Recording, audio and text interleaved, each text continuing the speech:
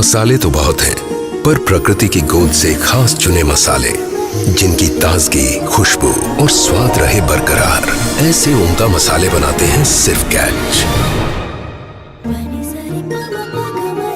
Catch का कोई match नहीं, 100%।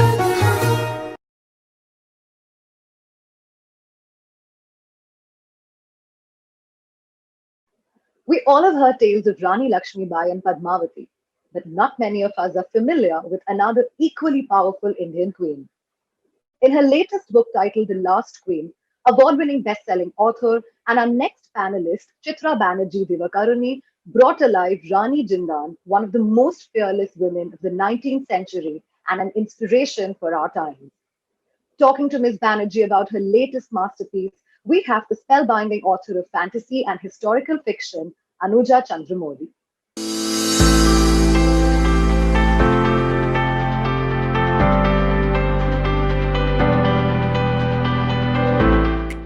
Hello, everyone. This is a wonderful new edition of the TOI Litfest 2021. I am in conversation with the amazing Chitra Divakaruni. As you all know, she needs absolutely no introduction. She's a legend, an icon actually. And her books on Draupadi, her book on Draupadi, Palace of Illusions, I don't think there's anyone who hasn't read it. And of course, there's Forest of Enchantment, there's The Mistress of Spices, and her latest bestseller is The Last Queen, which, trust me, is an absolutely brilliant book. I read the entire thing in one sitting. I kid you not. I really, really could not put it down, and I was just sorry that it got over. And her books have been translated in over 29 languages. She does this kick-ass creative writing program with the University of Houston. So I just can't wait to get started because I have a whole lot of questions for her. So let's get cracking. Chitra, I hope you're ready for my very first question. Absolutely. It will be a pleasure, Anuja. You mentioned that the characters choose you. When you decide I'm going to write about Draupadi or Sita, and here this time it's Rani Jindan, the famous Ranjit King's youngest queen. Okay, and the question I wanted to ask was, while the characters choose you, that's fine, but these are all strong feminist characters like your Draupadi, Sita, and here Rani Jindan. Is this you expressing your feeling towards centuries of repression of women, or does it go even deeper than that? Are you because you have been this beautiful voice for women who are found in the margins of stories, and you've turned the spotlight on them, and you've brought out hitherto unknown aspects of their personas, which make the reader empathize so much more with these characters. So could you just give us a little idea about what lies at the root of your ideas for these women? I think, Anuja, I think this started kind of in a subconscious space when I was pretty young. And my grandfather, who was a wonderful grandfather, would tell me these wonderful, fascinating stories out of our epics and our myths. So I heard the stories of the Mahabharata from him. I heard the Ramayana stories from him. And as I grew a little older, I became very interested in the women because they were quite fascinating, but there wasn't much. He would tell these long stories and it was all about the men, and he'd mention the women a little bit. And that was it. And I was like, okay, how come grandpa is not telling the stories of the women? So that was always like a question in my mind. And then when I looked at popular retellings, same thing there. The stories focused so much on men and male valor and warcraft and statecraft and even weapons. Like the weapons of the men in the Ramayana and the Mahabharata get more space than the descriptions of the women. And I thought, okay, no, I'm really fascinated. Let me study this more. Because as a woman, I was really interested in the fact that not only were these women not given to us as full-fledged characters that we could relate to. In fact, the one or two things that were picked out about them were the ones that really served the patriarchal story. Like, if you are like Draupadi and you speak out, well, then you're going to be punished, you're going to be drawn, you pulled to the sabha and your clothes will be taken off you. I mean, she's saved, but that was kind of her punishment for expressing laughter, let's say. And in the case of Sita, who is a wonderful, wonderful character, what is stressed about her is her meekness, her mildness. She's a good wife. But what about her strength? What about that strength of character because of which Ravan, he abducts her, but he respects her. He never does anything bad to her. He cannot, right? What about the strength that when she goes into the forest, fully pregnant, and she's left there, she's banished there, she's able to draw on that inner strength and bring up two wonderful boys. And so I became interested in those untold parts of these important stories and these important women's characters. I think it started there, though it took me a long time before I got the courage to write these stories, even though I'd been thinking about them, to really call upon Sita and upon Draupadi to kind of come and inhabit my books. So, but I think that's where it started. All right. Getting back to Rani Jindan, I think she's a little different from Draupadi and Sita because those two were princesses. They were highborn women, whereas here she started out life as the daughter of the royal kennel keeper. And it was your classic rags to riches story. Nobody expected it, but she married Maharaja Ranjit Singh and she was the queen regent.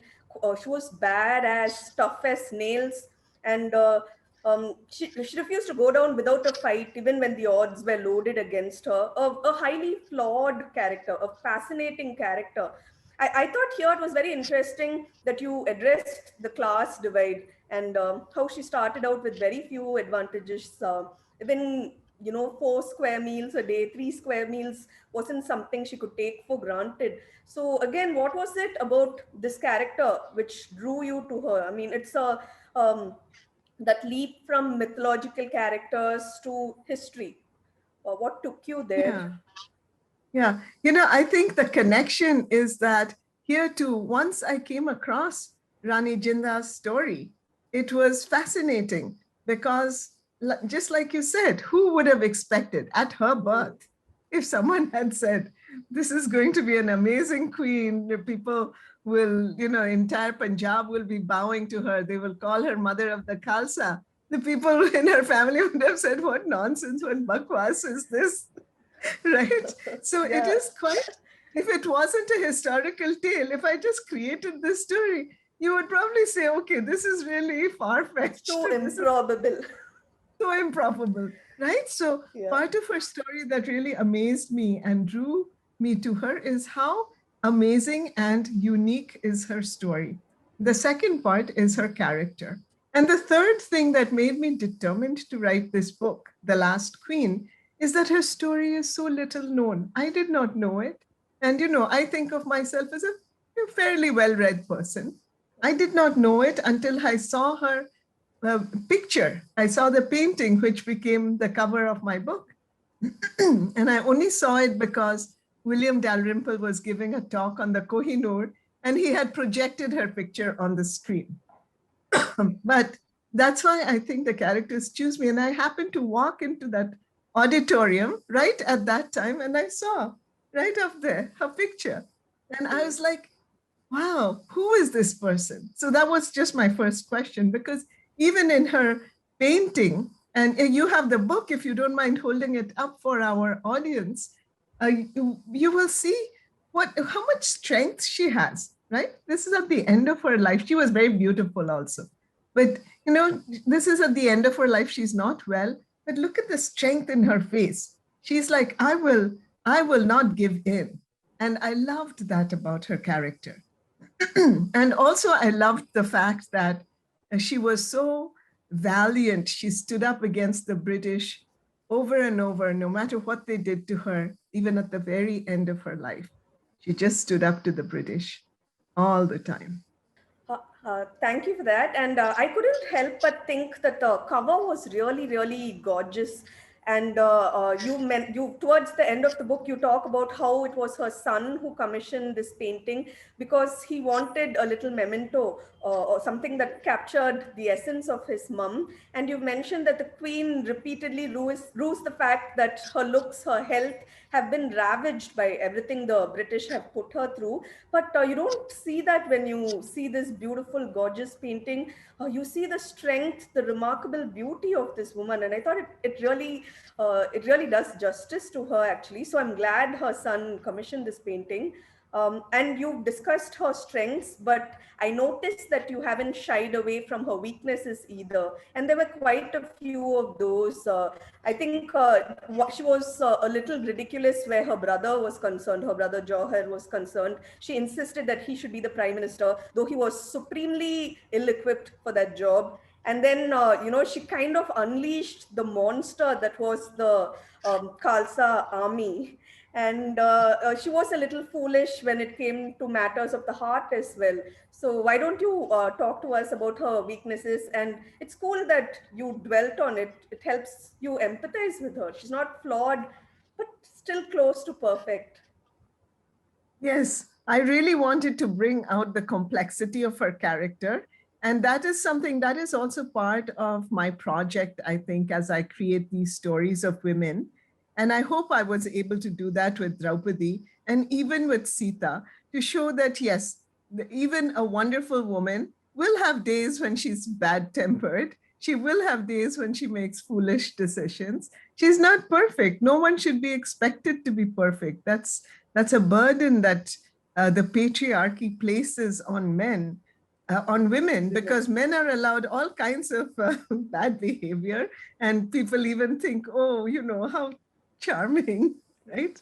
Oh, this kind of bad like boy. Like the bad boys. Yes. The bad boys, right?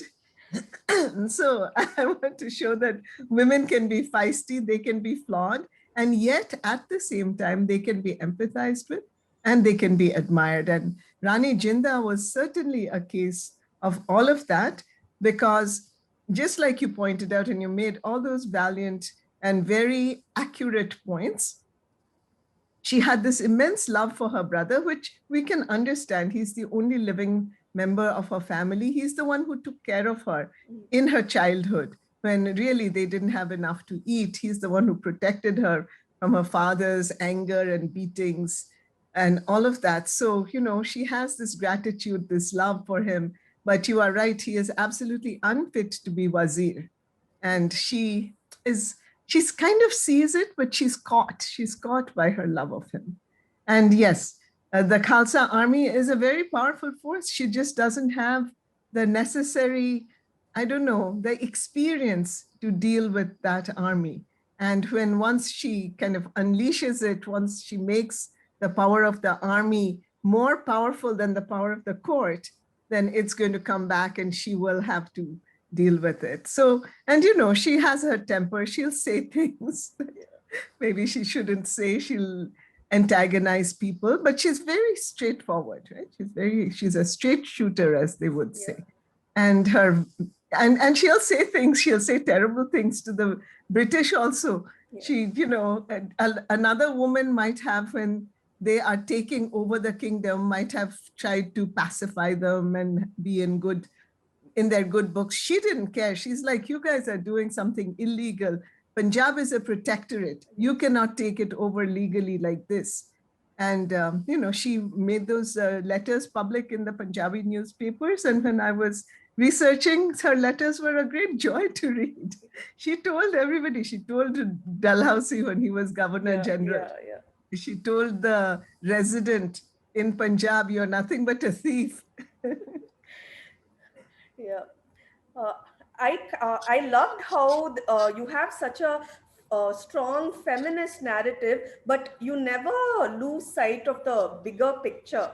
it's so balanced, because you pointed out that it wasn't only the British who were to blame for what happened with the decline of the Sikh Empire. You mentioned the petty rivalries between the various missiles. I hope I pronounced that right. Between the various petty chieftains of their different clans over there, how they couldn't get along, how it was always greed and selfish self-interest which motivated so many men and women in power.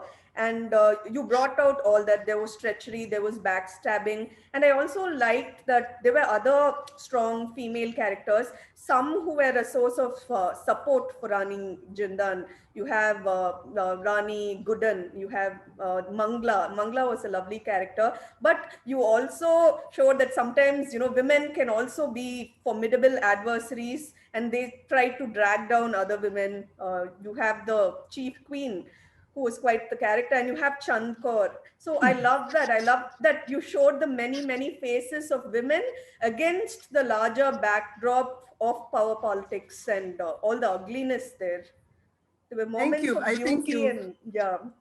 Yeah, I think you brought up some really important points that were important to me thematically as I was writing The Last Queen, and which is that you are absolutely right.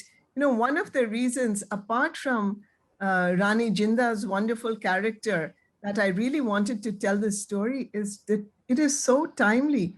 Why does the kingdom of Punjab fall? It's because of infighting. It's because the different quote unquote factions, but also they were people of different religious backgrounds, the Hindus versus the Sikhs.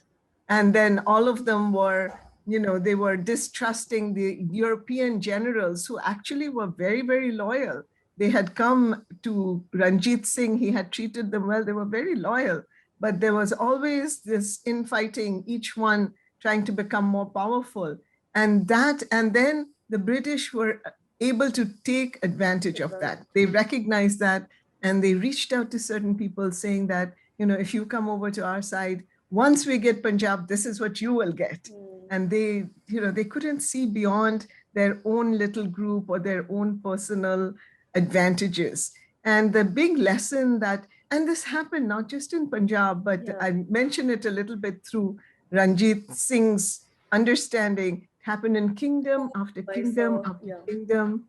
Yeah, great kingdoms, powerful kingdoms falling one by one. Why is it? It's because the different kingdoms couldn't come together.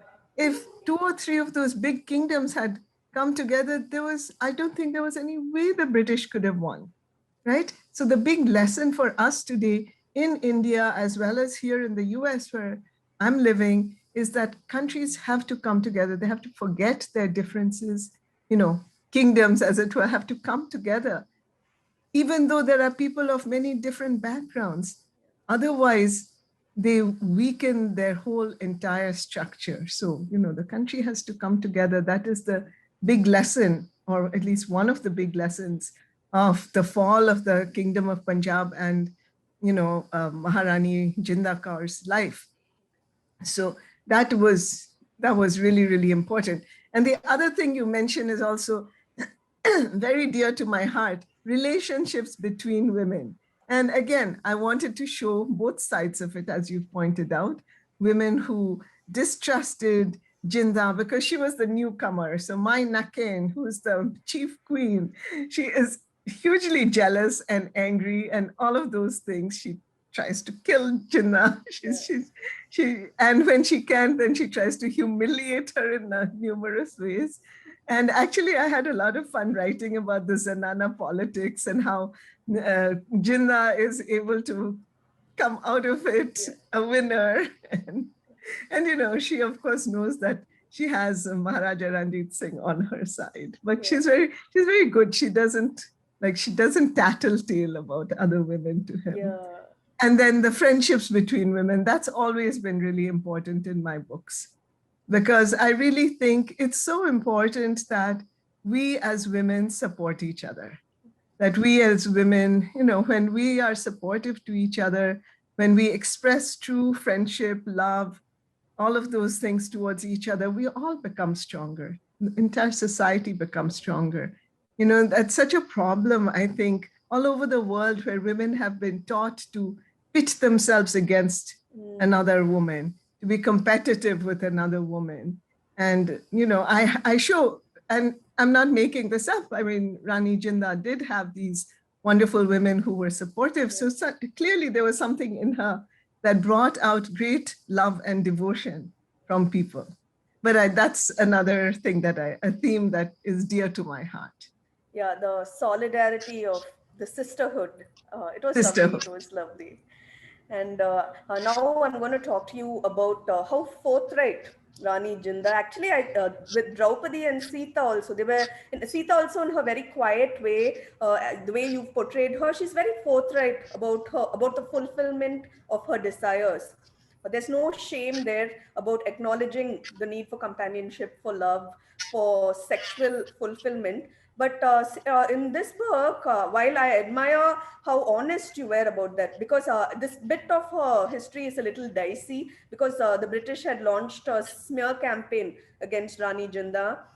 They called her the Messalina of Punjab, and she was Yeah, supposed to be so terrible, so seductress. Yeah. terrible. It was really sickening to read some of the things that they had just put out about Yeah. her just to discredit her, because the people just loved her. They called her mother of the Khalsa, mother of the Sikhs.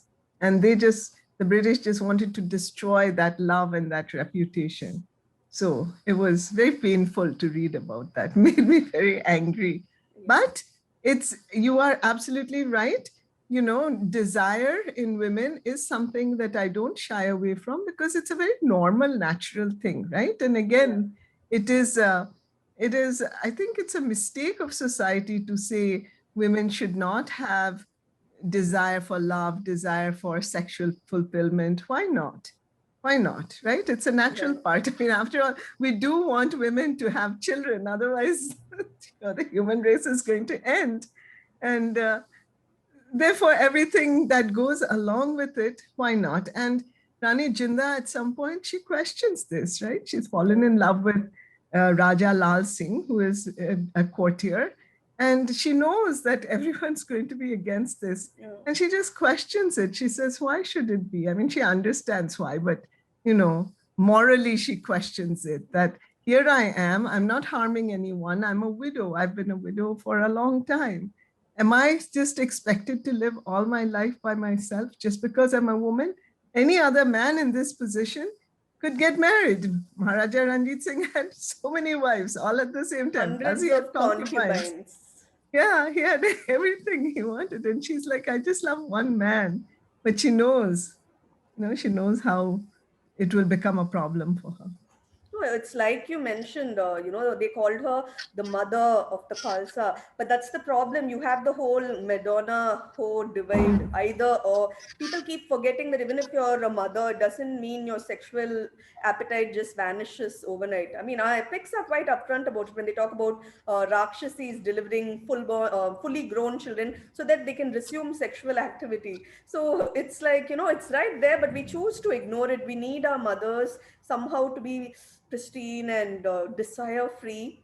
So I'm glad she questions the status quo. But taking this a little further, I was thinking that at the end of the day, her decision to embrace her desire, it just backfired on her. Raja Lal Singh wasn't the right guy for her. And the worst part of it was Tej Singh and Lal Singh were believed to have betrayed the army, their queen, their Punjab, their Definitely. beloved Punjab. So in the end, when you look back, see in Draupadi's case, at least she didn't choose to marry five men, but she was slut shamed for it. It was Yeah. used as a justification to strip her clothes off her and molest her in public. With Sita, again, she was forcibly abducted. And again, she was made to go through the humiliation that was the Agni Pariksha. And in the Uttarakhanda, she's even abandoned. So it's all these are cautionary tales for women, which is what upsets me. It's like you're told, see, you're going to pay the price for it if you're going to, indulge this appetite you have. So, what is your takeaway from these women you've written about, and what would you say to women who are trying to make sense of the treacherous terrain that is sexual desire and its fulfillment, even today? Yeah.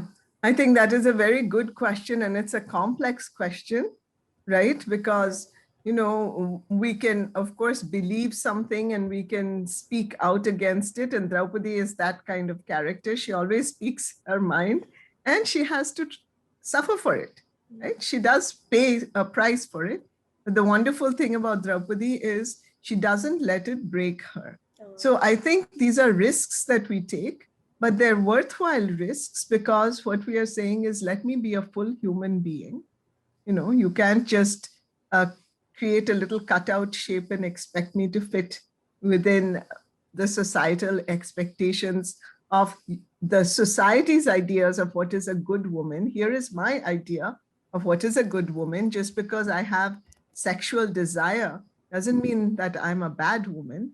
Please understand this, right? Even in Forest of Enchantments, Ram and Sita have a wonderful sexual relationship, right? They are, you know, they're in love with each other. When they go to the forest, the whole first portion is like an extended honeymoon, away from the palace, away from the in-laws. It's pretty good. So, you know, so I want to point out to that. And what I would say to women is, speak your mind, but be careful, because you have to know how to speak it. You have to say the right things, but say it in a way that immediately people won't start combating you on it.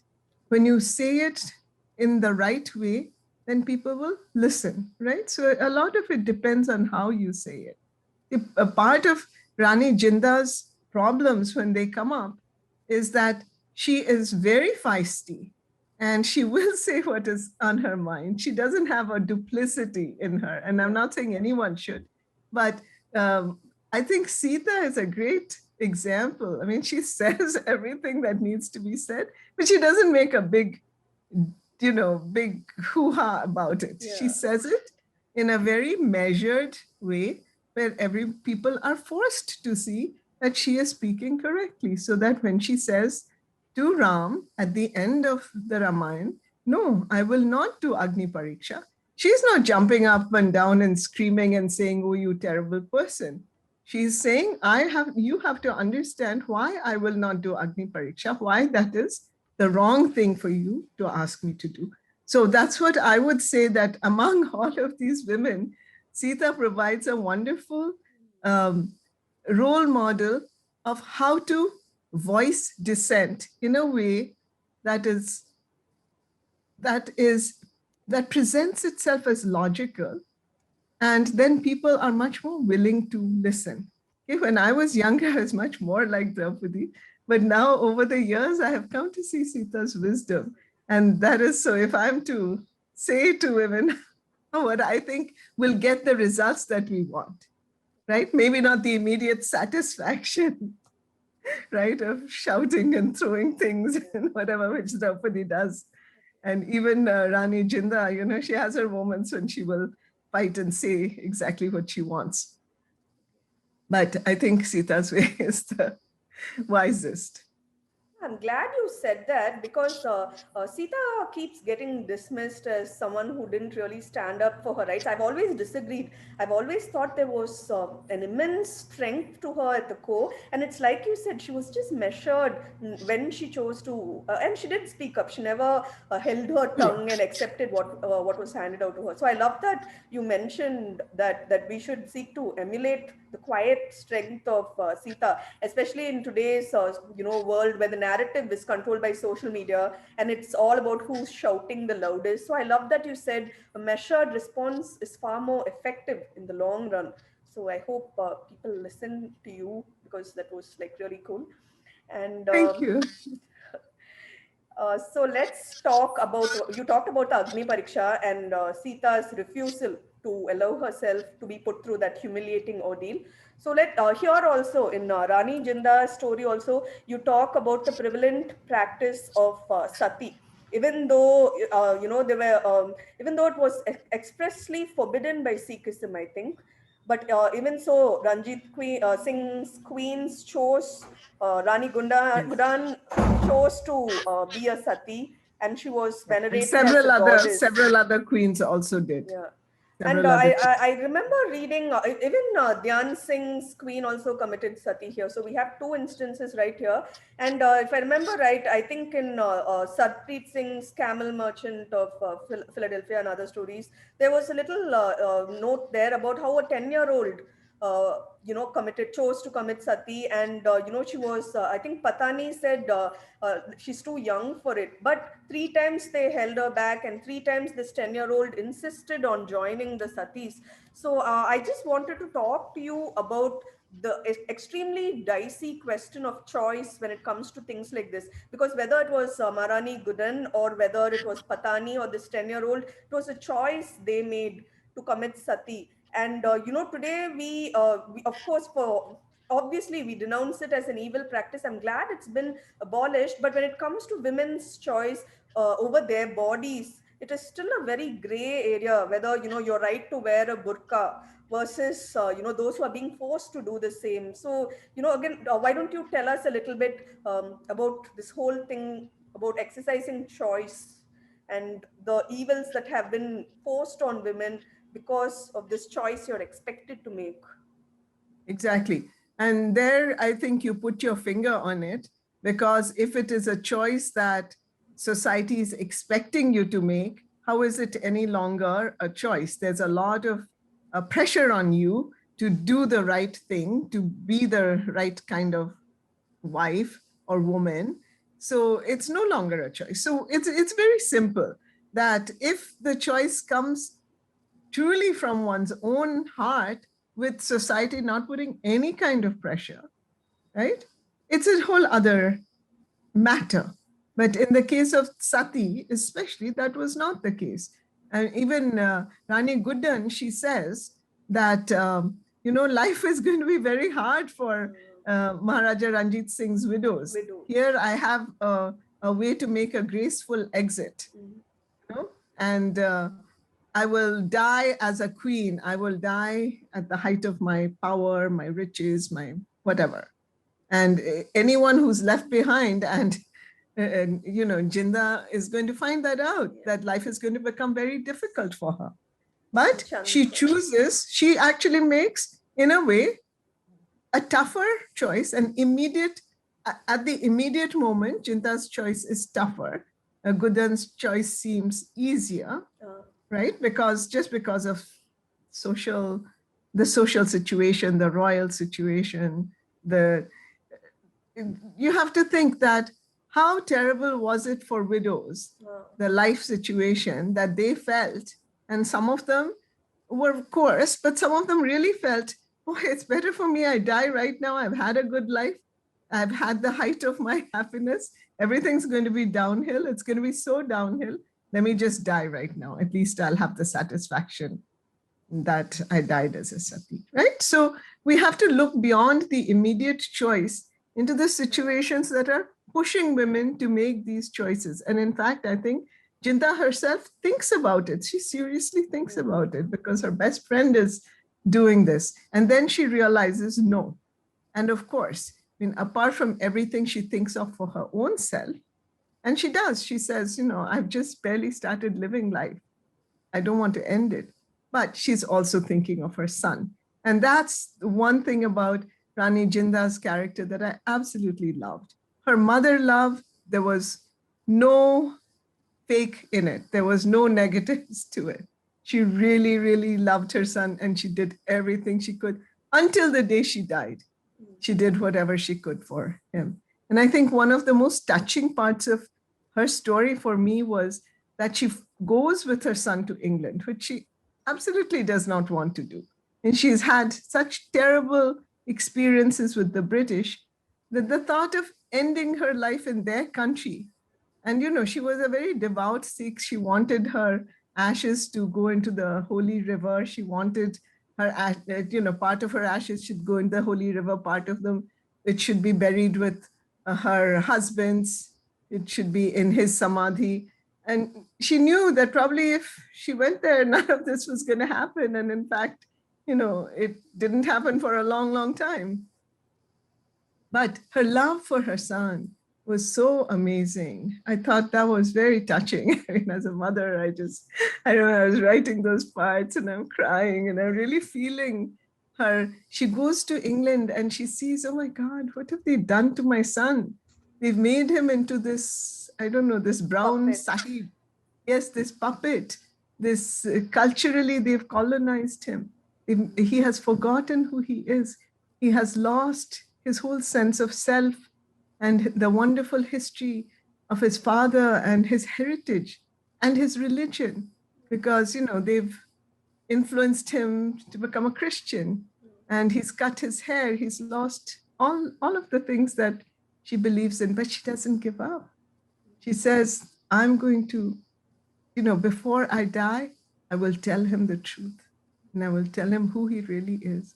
And that's tough for her because she knows that's not an easy path, right? At least he's kind of happy in being this Victoria's Black Prince, as he was called, you know. Um, and she says, he's going to lose that happiness because once I tell him the truth, he cannot be friends with the British anymore. Once he realizes what they cheated him out of, right? And that's what happens. Dalip Singh will fight the British his whole life. But I still think, and I think she thinks, and I think on some level, Dalip also thinks that she did the right thing. And that was her actual ultimate moral victory over the British at the end. That was really, really powerful stuff, like you mentioned, those parts of the books really moved me. And I thought the fact that they kept her son waiting for over a year to grant permission to just go and dissolve his mom's ashes to fulfill her last wishes, it was so tacky. And you'd mentioned how, like, his mother before him, he made sure the papers got wind of this, and there was an outpouring of sympathy for the Black Prince, as you called him. So, I thought, see, this was her legacy, that he'd imbibed so much of her cleverness and of her indomitable spirit. That was a really lovely portion of the book. People use unputdownable easily nowadays, but it really applies to your book because I read it in one sitting. And the loveliest part of the book is you wish it didn't end. You want to know so much more about that period of history. And I think it's the same with your book, with your other books as well. I think you've, opened the doors to Indian mythology for an entire new generation and Indian history as well. So we Well, hope I know fans. you have written some lovely books in those genres. So Yeah, so, we're just following in your footsteps actually. So for your fans, I'm sure they'll be curious to know what you're working on next. If we could get a little sneak peek into what we can sure. expect from you.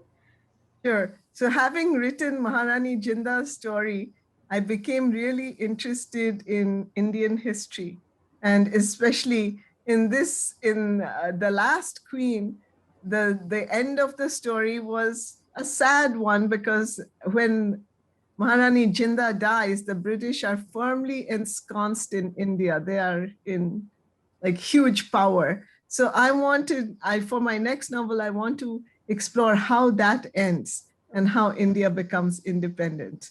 So that novel will be set around India's independence.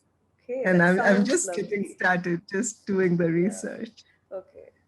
That sounds lovely. We're all looking forward to it. And, I was telling people I'm going to be in conversation with you, and a lot of them wanted to know how you've managed to churn out so many books, and they're all of such sublime quality. Your storytelling skills are unparalleled, and you're at the top of your game, as William Dalrymple put it. So, could you give aspiring writers some idea about the process behind your writing and perhaps little tips to help them also unleash their creative potential? Sure, sure. Well, thank you for all those kind words. And I'll say what has been of help to me. Now, people might not like it because I know when I tell my students here at the University of Houston in the creative writing program, when I tell them this, they're not very happy to hear it. And what I say is, you have to make writing a priority. If it's important for you, other things in your life have to become less important. So I had to decide pretty early in my life, and more so, what were the few things that were really important to me? And I pretty much cut everything else out of my life. So, my family is important to me. My writing is important to me. My teaching is important to me. My activist work, especially in the field of domestic violence, is important to me. And my spiritual life is important to me. Other than these 5 things, really nothing else is important to me. I'll do them when I need to, but I don't put any energy, I don't put any emotional energy into them. And as a result, I find that I have plenty of emotional energy and enough time. Time is always, a bit of a crunch, but I have enough, my attention goes easily to my books and into the world of my books, and it stays there. And I think it is really because I've simplified my life. So that is one thing I would say. The other thing I would say is read widely, because I do that. I love reading, not only because I love it, but because I see it as a way to learn to become a better writer. So I would say to writers, please read widely and read as a writer. And then the third thing I will say is revise a lot. I think people have wonderful stories, but a lot of them are so impatient. They want to finish with it or get it published, or, some combination of that they don't give themselves time to revise. So I'm a very firm believer in revision. I put things away and then I go back to them and then I revise them. And then if you can get someone also to, another writer friend to read it and give you suggestions, that's very helpful for revision. I have a writers group. I read everything they write and they read everything I write, and we give each other comments. So these are the things that have been helpful to me. Okay. Thank you so much for that. One last question, and because I just can't resist. May I congratulate you on the fact that Rani Jinda's movie rights have been optioned, I think. And you mentioned that you'd like Deepika Padukone to play Draupadi. So I just couldn't resist asking whether you had anyone in mind for Rani Jinda. First of all, I'm so excited. And what is really, really exciting is that they bought the rights for the book even before the book came out. They managed to get a hold of a partial manuscript, actually, and they loved it so much. So I felt so happy about that. That was like a big impetus to even put more into this book. I'm really very open. I think now there are so many wonderful new actors, actresses coming up. So I'm really very open to whoever the director decides. So I'm just hoping that they will find someone who can really give life to this wonderful, nuanced, brave, indomitable, passionate woman who is Maharani Jinda, who has so much to teach us and who can inspire us in so many ways. So let's keep our fingers crossed that will happen. Thank you. So thank you so much, Chitra. I've really, really enjoyed being in conversation with you. Congratulations on your many successes. And I'm sure this is just the beginning for you. So wishing you the very, very best of luck. And thanks so much for doing this. Thank you so much, Anuja. It was a real pleasure talking to you, and all the best with your own wonderful writing as well. Thanks so much.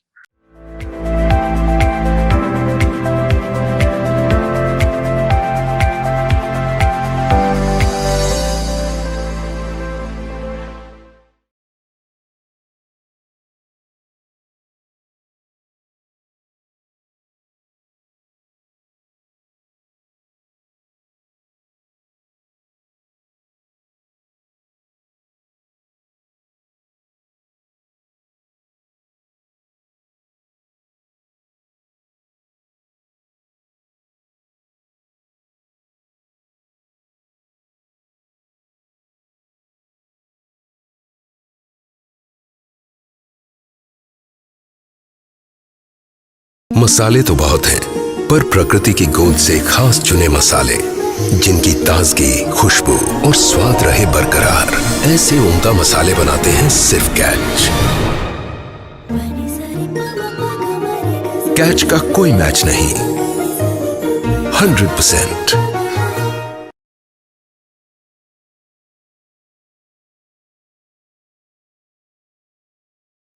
It takes decades to build a legacy, to redefine ideas, and to create a narrative that goes on to inspire millions around the world. With his artistry, his innovations, and his endurance, Bruce Lee, the legendary martial artist, broke barriers and stereotypes that paved the way for many artists and innovators to come. Today, it is wonderful and fulfilling to have author, actor, martial artist, and Bruce Lee's very own daughter, Shannon Lee, communicate the same ideas that her father preached, practiced during his short but impactful life. Shannon has recently published a book called Be Water, My Friend, The Teachings of Bruce Lee, where she touches upon the various aspects of Bruce Lee's life and philosophies. In conversation will be Prasanjit Mund, Joint News Editor, Times of India.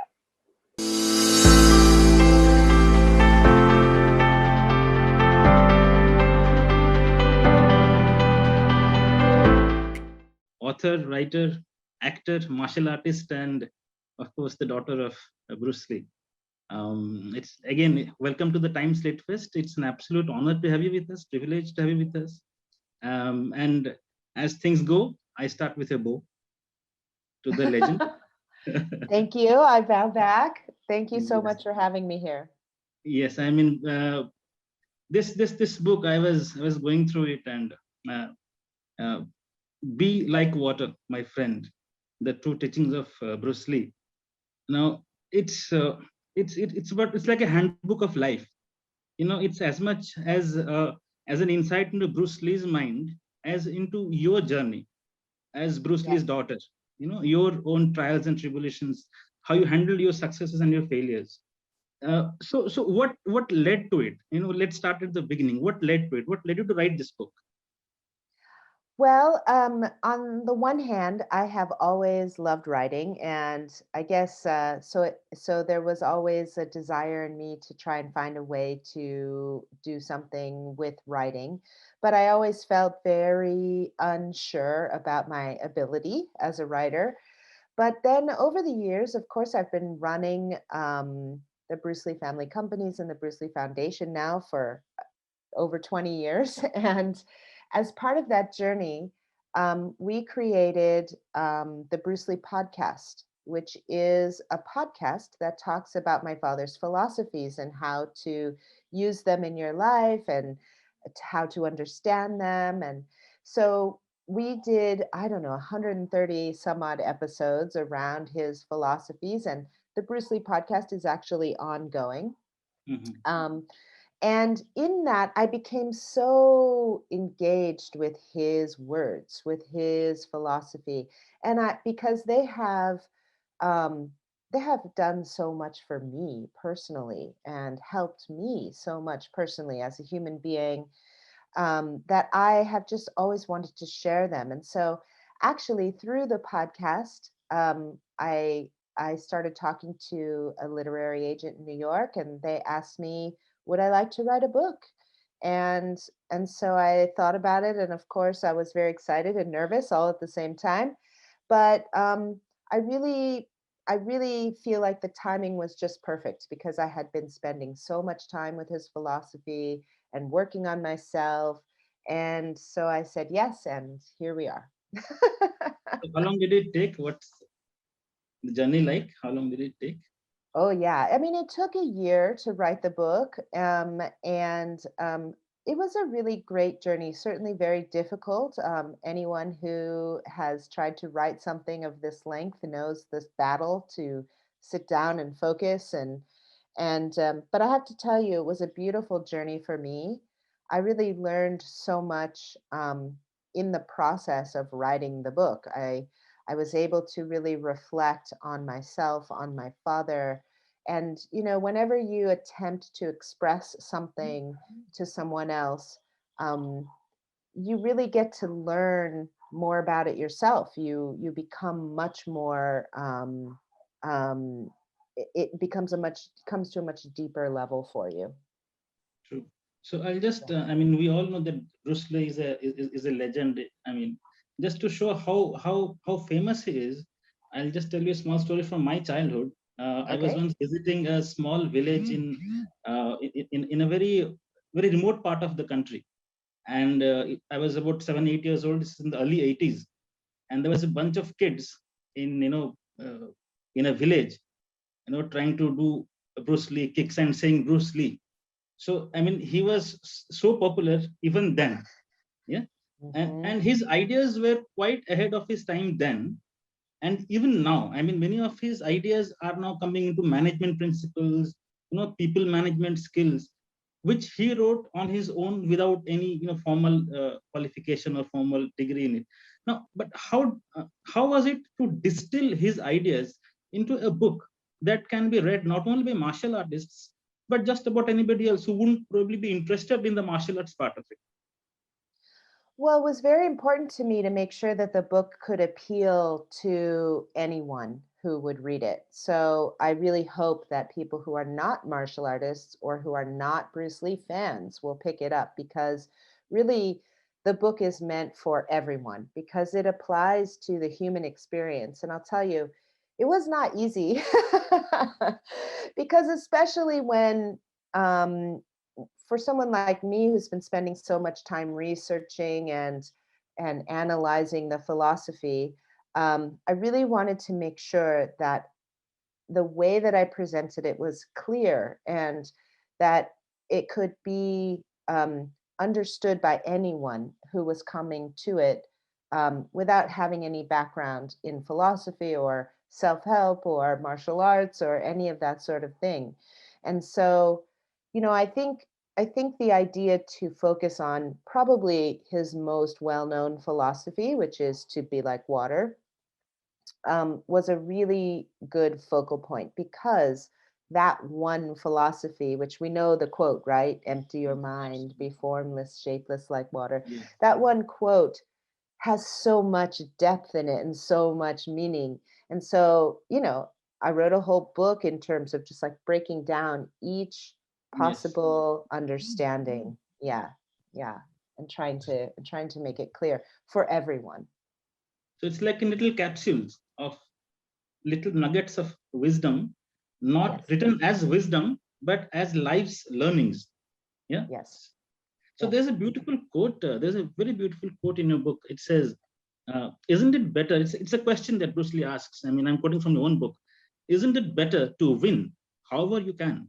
What does gentleness have to do with winning, really? So, is it kindness in a fighter?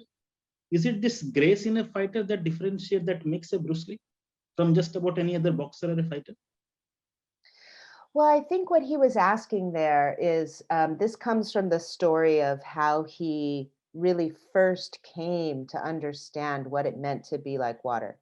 He was 17 years old, so very young, and he was very upset because his teacher, Yip Man, was telling him, "You're being too aggressive. You're too in your head. You're too much trying to win all the time and enforce your strategy. And you're only thinking about, oh, how can I win? How can I win? And you're not really present to the experience of what's happening around you, what your opponent is doing. You're just trying to enforce your own strategy, and it's not and you're not having any flexibility, any gentleness, as it were." And he would say, "What does gentleness have to do with martial arts? What does gentleness have to do with winning?"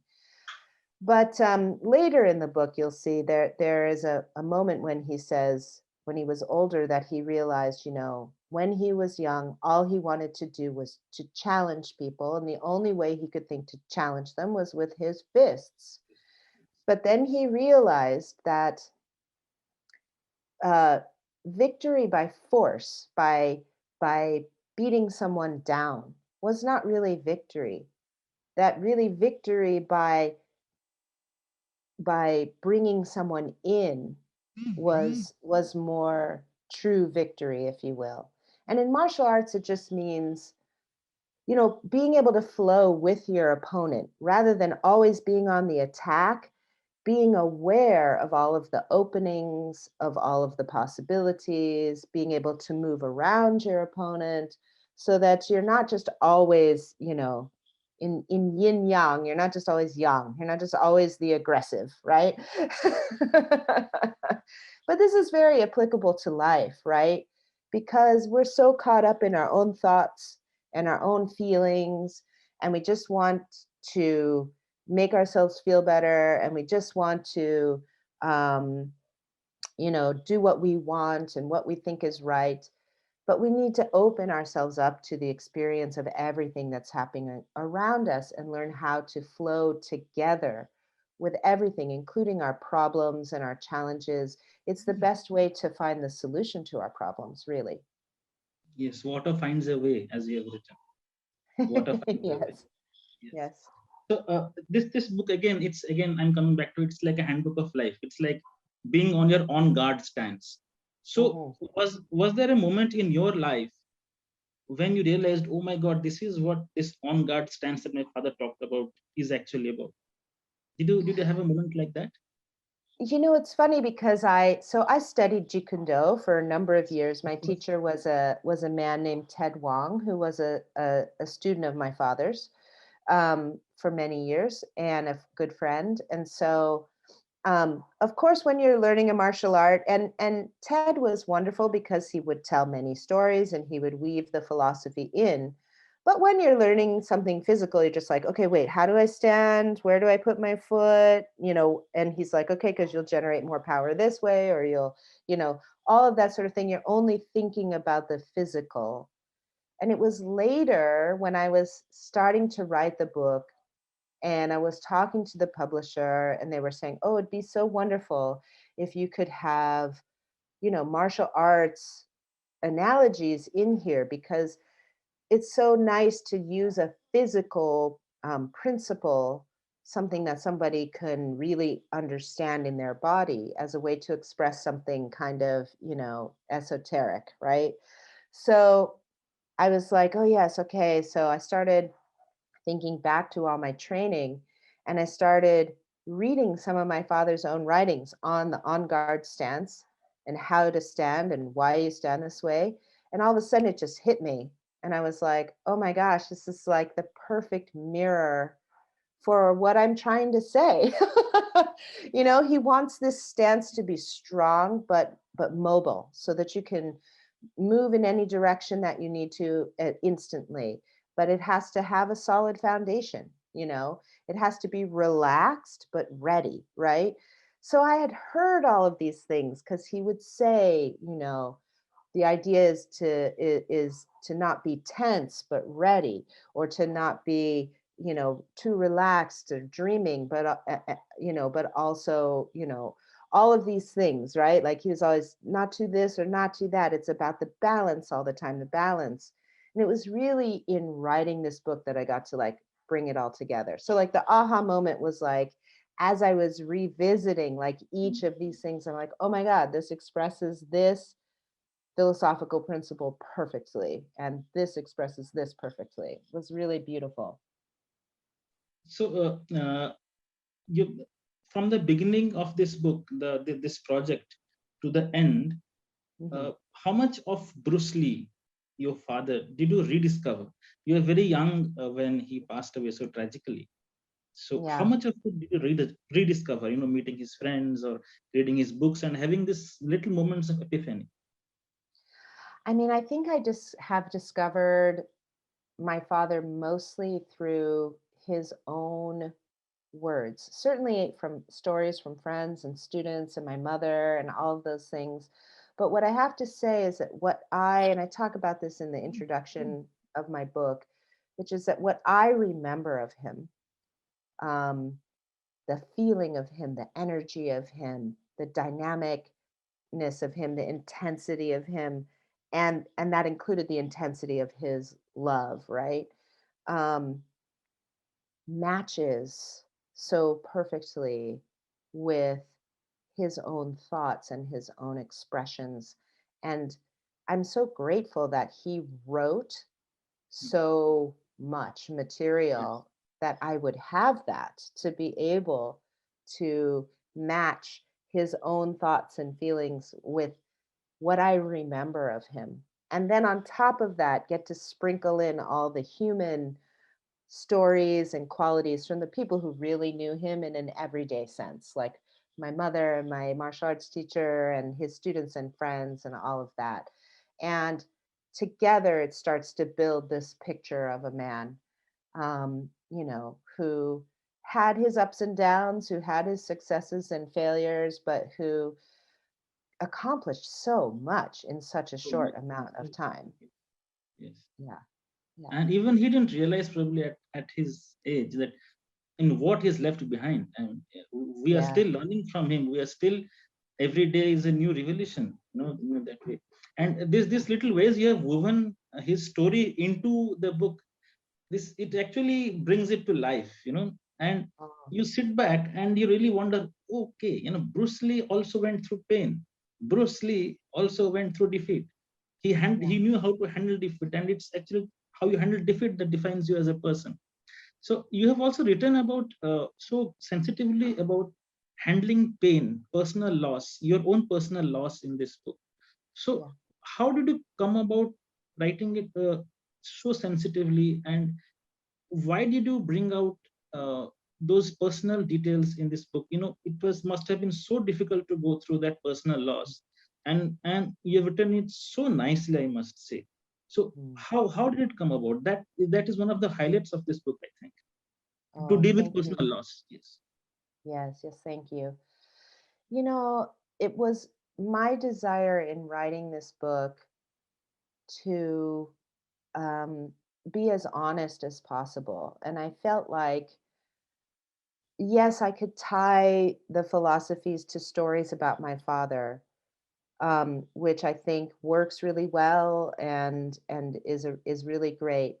But I think for people who are living today and who are experiencing difficulties today, everything from small things like, oh, I always get annoyed when I do this, to, oh, I've experienced a trauma or a tragedy, um, that I felt really called to, be in the position of the reader in the book, Yes. essentially, and to be honest about my experiences in the hopes that it would be helpful to someone else. Because really, that's why I wrote this book. I wrote it in it, to because I know, and I know I said this already, but I know how helpful these ideas and practices have been to me in helping me to heal through my own pain and my own difficulties and problems. And I just wanted to share that, and with the hopes that it would help someone else. And I just really thought the only way to do that is to be honest about my own experience. And it was very difficult. To write, and then I also recorded the audiobook, and then when I was reading that section it was very difficult to read through, but it's true to who I am, and I hope that I just hope that it's helpful to someone else. Yes, and that's what makes the book so honest. Mm, It's truly honest from the heart, from the mm, first page to the last. And mm. that's what makes the book come alive, actually. It's the soul of the book. um, Oh, yeah. and see, there are a lot of tools that you have described, that Bruce Lee used for his self discovery. So, and Yeah. these are quite I mean, if you come to think of it, they're quite simple. Yeah, but the Yeah. meanings are very deep. So in your own words, kindly go through them once, for our readers, for our audience. I mean, Yeah. it's beautiful, those 8 steps of this thing of self discovery, of right path and everything. So Oh. please go ahead. Yeah. Oh, I have to pull it out to make sure I get them all right. But there are a number of different areas in the book. So there's chapter 5, which is called The Tools. And it really breaks down a number of different tools that my father used, like journaling, like Writing it. physical practice, creating symbols to help remind him of some of the things that he wanted to do, affirmations, Meditation. um, a meditation, yes, making sure to take action and all these different things. But I think what you're referring to, and I will find it here in a minute, is it's based on the eightfold path, right? Yes, yes. That he would talk about, which is, um, here it is, which is right view, right purpose, right speech, right conduct, right livelihood, right effort, but hard to understand if you don't really know what those things mean, right? And so my father had written them in a way that helped me to understand them. And then I took them sort of to the next place for, you know, today's person who to even a more sort of plain meaning, right? So right view is like just first seeing what is wrong, like really being willing to look at what is wrong. What is troubling you? What are the things you're thinking about all the time? See the problem, feel your feelings, identify what they are, all those things. Then right purpose, or as my father said, decide to be cured, right? Like decide, I don't want to feel this way anymore, decide to do something about it, decide to make a change, Then right speech, which my father said, speak so as to aim to be Yes, cured. So yes. in other words, you've identified what's wrong. You've decided you want it to be better. Now you have to actually match your words and your expressions to the desire to be better. And you have to stop just like complaining about all the time about what's wrong, but attempting through the words that come out of your mouth to always be aiming toward a changing this thing that is troubling you, right? And then right action, then you must also act. You must also, not just with your words but with your actions, start to move through the world, um, in the way that you would like to be, Yes. in the way that you feel would make you better, right? And then he says, right livelihood. Your livelihood must not conflict. So, I wanted to say here, it doesn't mean, he said, your livelihood must not conflict with your therapy. And by therapy, it just means what you've decided for yourself. It doesn't mean actual like going into therapy, but just like you've decided to be cured, Yes. your words and your actions are trying to match this desire. And so you want to move through your life and start to match the pieces of your life with your words, with your actions, with your desire to be for change, right? So when it's right livelihood, it's not so much like, oh, you have to go get another job. It's just, I have to start, like if I have this person in my life who's always,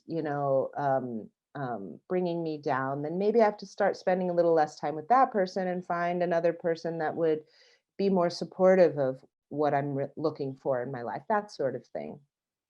And then right effort, which my father said the therapy must go forward at the staying speed. So it's like, we do this a lot. I do this a lot, right? Like you decide, oh, I'm going to get in shape. And then you like go to the gym every day. And then after a week, you're like, oh, I don't want to go to the That gym anymore. I can relate to that fully, yes. So it's like, don't be in a hurry. Don't be in a rush to make this change immediately. I think we're in this culture very, in this current world, we're very used to wanting things now. And it's like, True.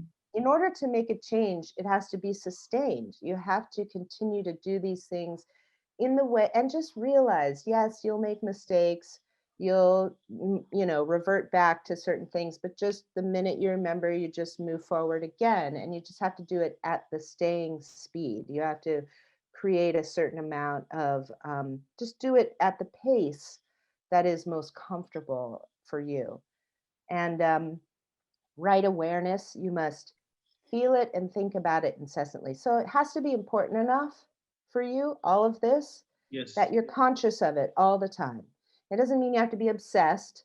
It just means, you have to be keeping it in front of you, at the front of your mind all the time, which is why some of the tools in chapter 5, like affirmations or little notes or symbols or meditation or these types of things, are going to be helpful for keeping it at the front of your thoughts, on a daily basis, so that you can keep that staying speed, so you can stay on pace to make these changes.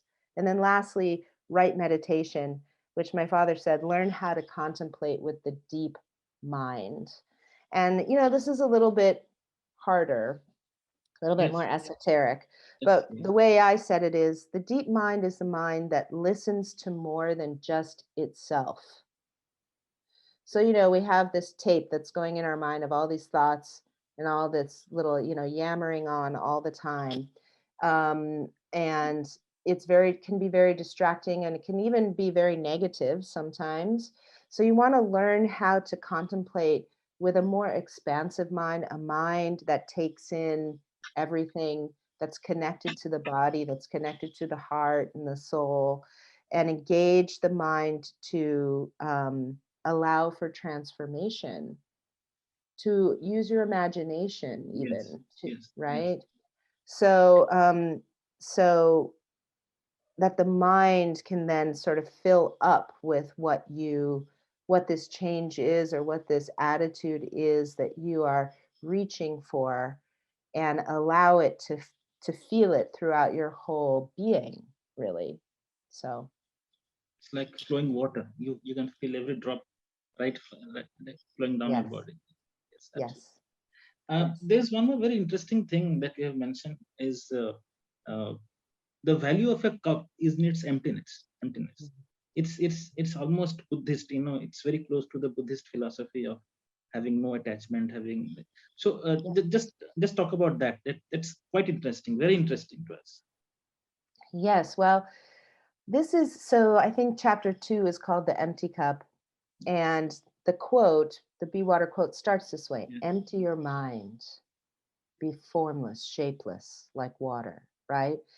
And I say, if this is the one thing that you practice and spend time with, it will make a huge difference, because, as you say, the usefulness of a cup is in its emptiness. If the cup is full, you can't Yes. put anything more in it. And my father has a number of stories, which are in the book, about, you know, people having their cups being too full. And so when he says empty your mind, he's really thinking of the mind as the cup, right? And so it's like, drop your attachments, your judgments, your, preconceived ideas and notions, and try to experience life, um, in the moment as it's unfolding, and with as wide an experience that is not colored by, oh, this is good or this is bad or this is right or this is wrong. This is just what is happening. And then I get to decide how to be in response and connection with it. And I mean, so much of what troubles the world right now is, all our judgment about what is good and what is bad. Yes. Yes. And we And judge people. So yeah, we and judge judging people. people, judging people for being good or bad when we don't really know anything about anybody, right? Like, as human beings, we're all such complicated, beautiful, beings, and we have such, even within one family, we have different experiences, right? Yes, That shape absolutely. us, and so it's such folly to judge anyone, because we don't really know what their experience has been, and why they have the ideas that they have.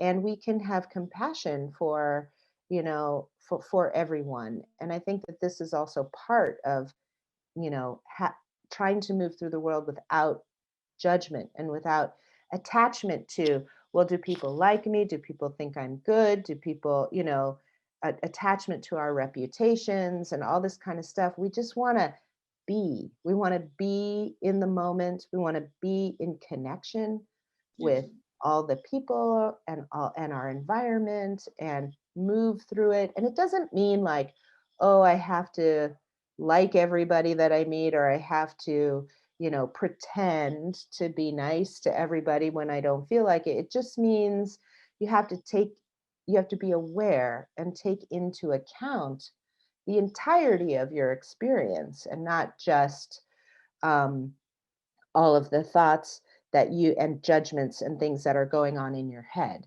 If you can drop those and say like, well, if I let go of all of that and I just really like Yes. saw with like open eyes what was going on, and didn't decide ahead of time, well, this is bad or this is good, what would my experience be? I think it would change quite a bit. So, if there was one quality that made Bruce Lee, what would it be? Wow. It's a good question. I think that my father was, I'm just going to sort of talk through this. It's a combination of things. I think he was extremely curious, and in curious, like wanting to try things, willing to learn new things. And he was also extremely, this is in a category of things, extremely active. He would work hard, right? Like, so when I say, and I think I say this in the book, that Bruce Lee was an action star, like truly he took action in his Always life. He in wasn't. action. Right, always in action, always in action. But then also you have to couple that, like being in action, with having an open mind and being willing to learn. Like Yes. these two things together, right? Because he was extremely self-read. He was extremely experimental. He was like, oh, I wonder if I can do this in a better way. Or I wonder if I talk to this person over here, they might have something interesting for me that I don't know. So it's like, having that empty cup, that open, curious, engaged mind, but then also having the Yes. will and the desire and the passion to act on and evolve as a human being. So there's a bit of Bruce Lee in all of us. For sure. Yes. Yes, yes, yes. And that's my point in this book, and that's why it's for everyone. It's like, look, I say a lot of times at the beginning of the book, this book is not about trying to be Bruce Lee. Bruce Yes. Lee already did that. Like we don't Yes. need Yes. someone else to do that. I But mean, there it's won't be a about, second Bruce Lee. There won't be a second yeah. Bruce Lee. But it's about trying to find that quality in ourselves of Exactly. wanting to grow and Yes. be the best version of ourselves that we can Yes. be. Yeah. Yeah, exactly. And this book is entirely about self-discovery, about being Yes. aware of yourself, about being aware of who you are, what you really want. Yeah. Yes. Um, Yes. so, what other hidden aspects of Bruce Lee do we not know of, which will come from you? That do we Anything? not know of? Um, I think you can probably guess that this is true, but he had a really big sense of humor. He loved to play jokes and pranks, and he would tell really bad jokes sometimes and pull pranks on people. Um, you can see his humor in his some of his movies, Yes. but that Words was don't hit very, back. yeah. That was very much him. Yeah. But he was also very caring. He liked to help people. And I think that sometimes that gets missed a little bit because they think, oh, Yeah. kung fu and dragons and action and all of that, which is very true. But there, it came also with a desire to really like be in genuine connection with people, and then to help people if they needed help. And he was very caring in that way. I remember asking my martial arts teacher this question, like, what about my dad do you think people don't know? And he said that he really cared about the people around him, and he really tried to take care of the people around him.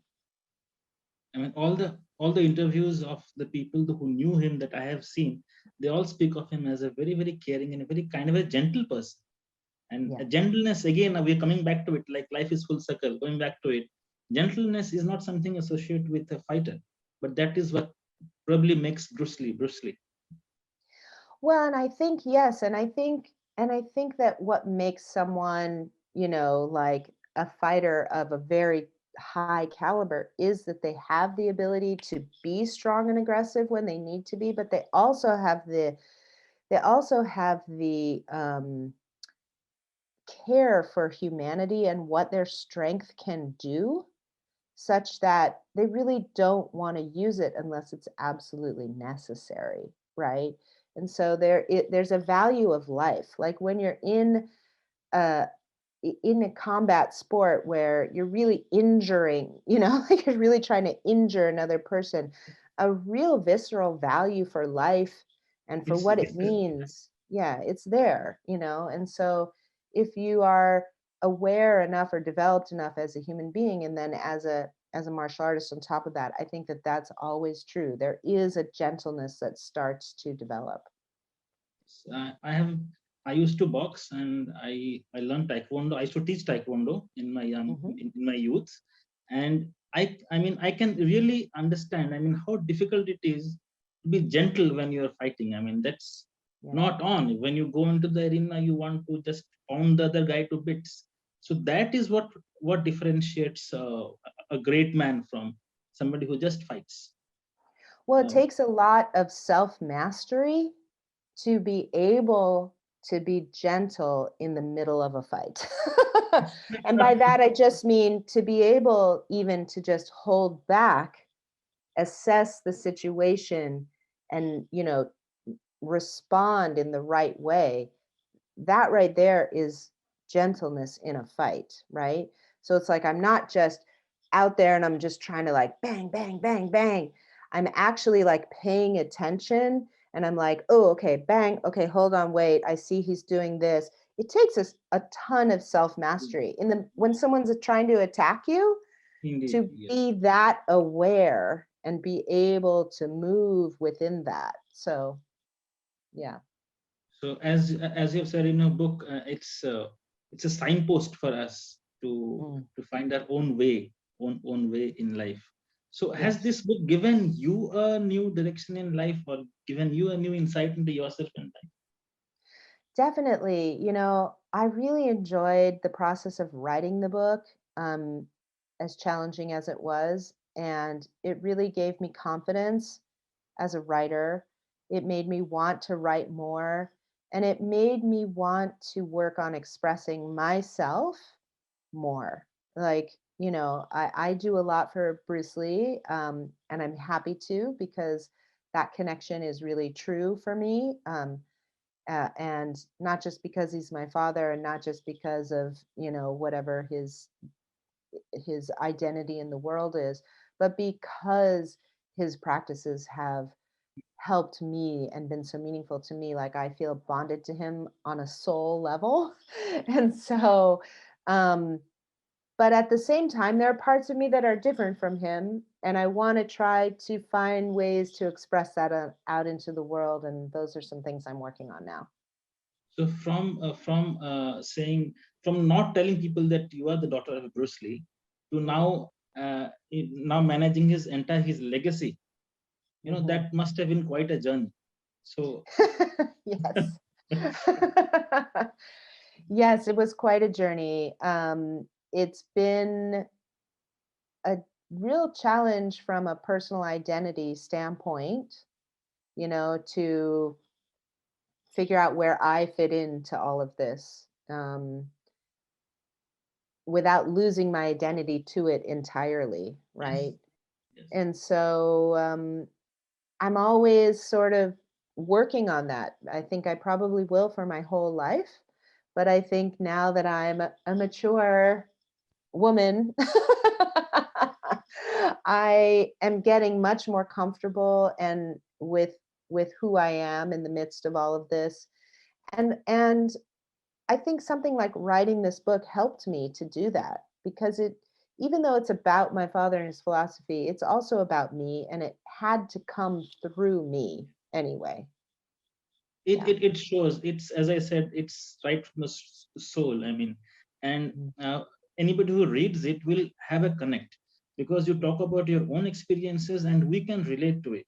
Yeah. Yeah. Yeah. Yeah. Thank Yeah. you so much, Shannon, for this, for giving us time. Oh. It's been a real pleasure.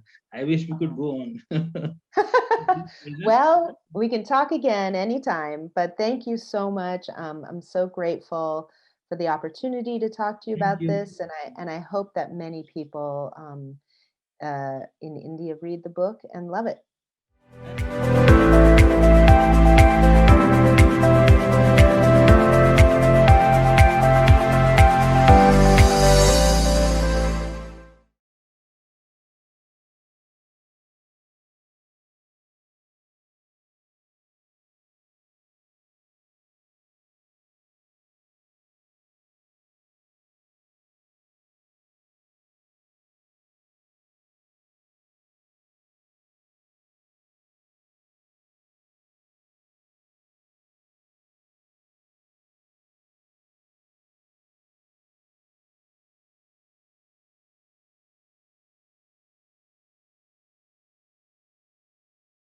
मसाले तो बहुत हैं, पर प्रकृति की गोद से खास चुने मसाले, जिनकी ताजगी, खुशबू और स्वाद रहे बरकरार, ऐसे उम्दा मसाले बनाते हैं सिर्फ catch.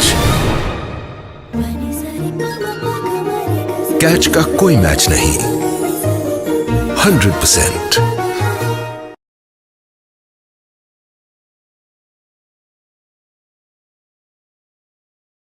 Sit down with bated breath.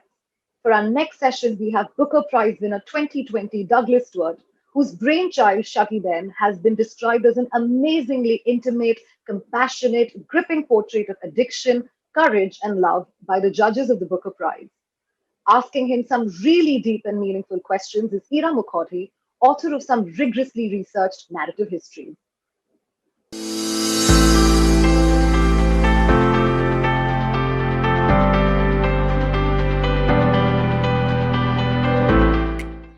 Hello and welcome to the Times Literature Festival. My name is Ira Mukherjee and I'm delighted to be your host for this conversation with the wonderful winner of the 2020 Booker Prize, Douglas Stewart. Now, considering all the superlative press and reviews that Douglas's book, Shaggy Bain, has been generating, he really needs very little introduction. So I will use Douglas's own words when he introduces himself succinctly as the queer son of a single mother. And there's a whole universe of potential trouble right there. Shaggy Bain, Douglas's debut book, is both heartbreaking and life-affirming at the same time. The characters of young Shaggy Bain and his mother Agnes are a reflection of millions of mother-son duos around the world. We are introduced to the precocious and infuriating character of Shaggy as he tries to live alongside his increasingly self-destructive mother while trying desperately to protect her from herself. This is a harrowing book, certainly in many ways. It will leave you distraught sometimes, but it is also enormously enriching and joyful. To learn more about the unforgettable characters of Shaggy Bain and the writing process, I am very delighted to welcome Douglas Stewart to the Times Literature Festival. Hi, Ira. Thank you for having me. Hello. Thank you. Before speaking about the actual characters and the themes, I would like to discuss the writing process and the publishing process in the middle of what is a very unusual world. We are, after all, speaking across continents through Zoom with no live audience. And it may seem bizarre to you, but we do share something in common as writers. We both published a book in the middle of the pandemic, and the similarity ends right there. No nomination to the Booker Prize for me, but I was asked to reflect upon this experience and write an essay for a newspaper. And I was writing about it, and I used the word grief to describe this feeling of having a book in the world and being unable to physically accompany it, to meet people, to get feedback from writers, that whole process that makes writing and publishing so rewarding. Mm. So I wanted to ask you about your experience. After all, this is a book which took you 10, 12 years to write. This is a huge book. And then you publish it, you find a publisher, you edit it, and the pandemic happens and you win the Booker Prize. So a momentous journey, really, and an extraordinary year. So could you talk to us about that a little bit? Oh, absolutely. Well, first of all, congratulations for having your own book in the world, Ira. That's an accomplishment in Thank itself. you. But you're correct. It took me almost 10 to 12 years to write and then publish Shuggie. And it was a hard journey along the way towards the end of it. Rejection, I think, is part of a writer's life. We all have to be comfortable with that, and we have to know that's part of the process. But Shuggie had been rejected many times between the agent and the editor stage. And so when you spend 10 years writing a book, and especially when it's a portrait of a family, when it really is uh, sort of drawn so closely from your heart, as Shuggie is to me, then Shuggie at the heart of it, even though he's a fictional character, tended to feel like a little boy to me, or not quite my son, but he felt like a person. And when the book was published in February, it was published 2 weeks before the pandemic hit. And we have all the hopes in the world that Shuggie will sort of meet all the people he wants to meet in the world. And then, of course, everything closes down, even here in the West. All the bookstores, all the events that were supposed to happen. And as you say, it was initially a sense of grief, or a sense of having so many high hopes for something and then have them be dashed. It's difficult to be a debut novelist any year, to bring people to a new voice and to have them meet you. And I think when people are so consumed by other things, that becomes even more challenging. And so I limited my expectations after Shuggie was published here in the United States. And I was grieving and thinking, well, I'm just proud of myself for having written a book. And then in a funny way, he became a revenant because he was very quiet here in the United States.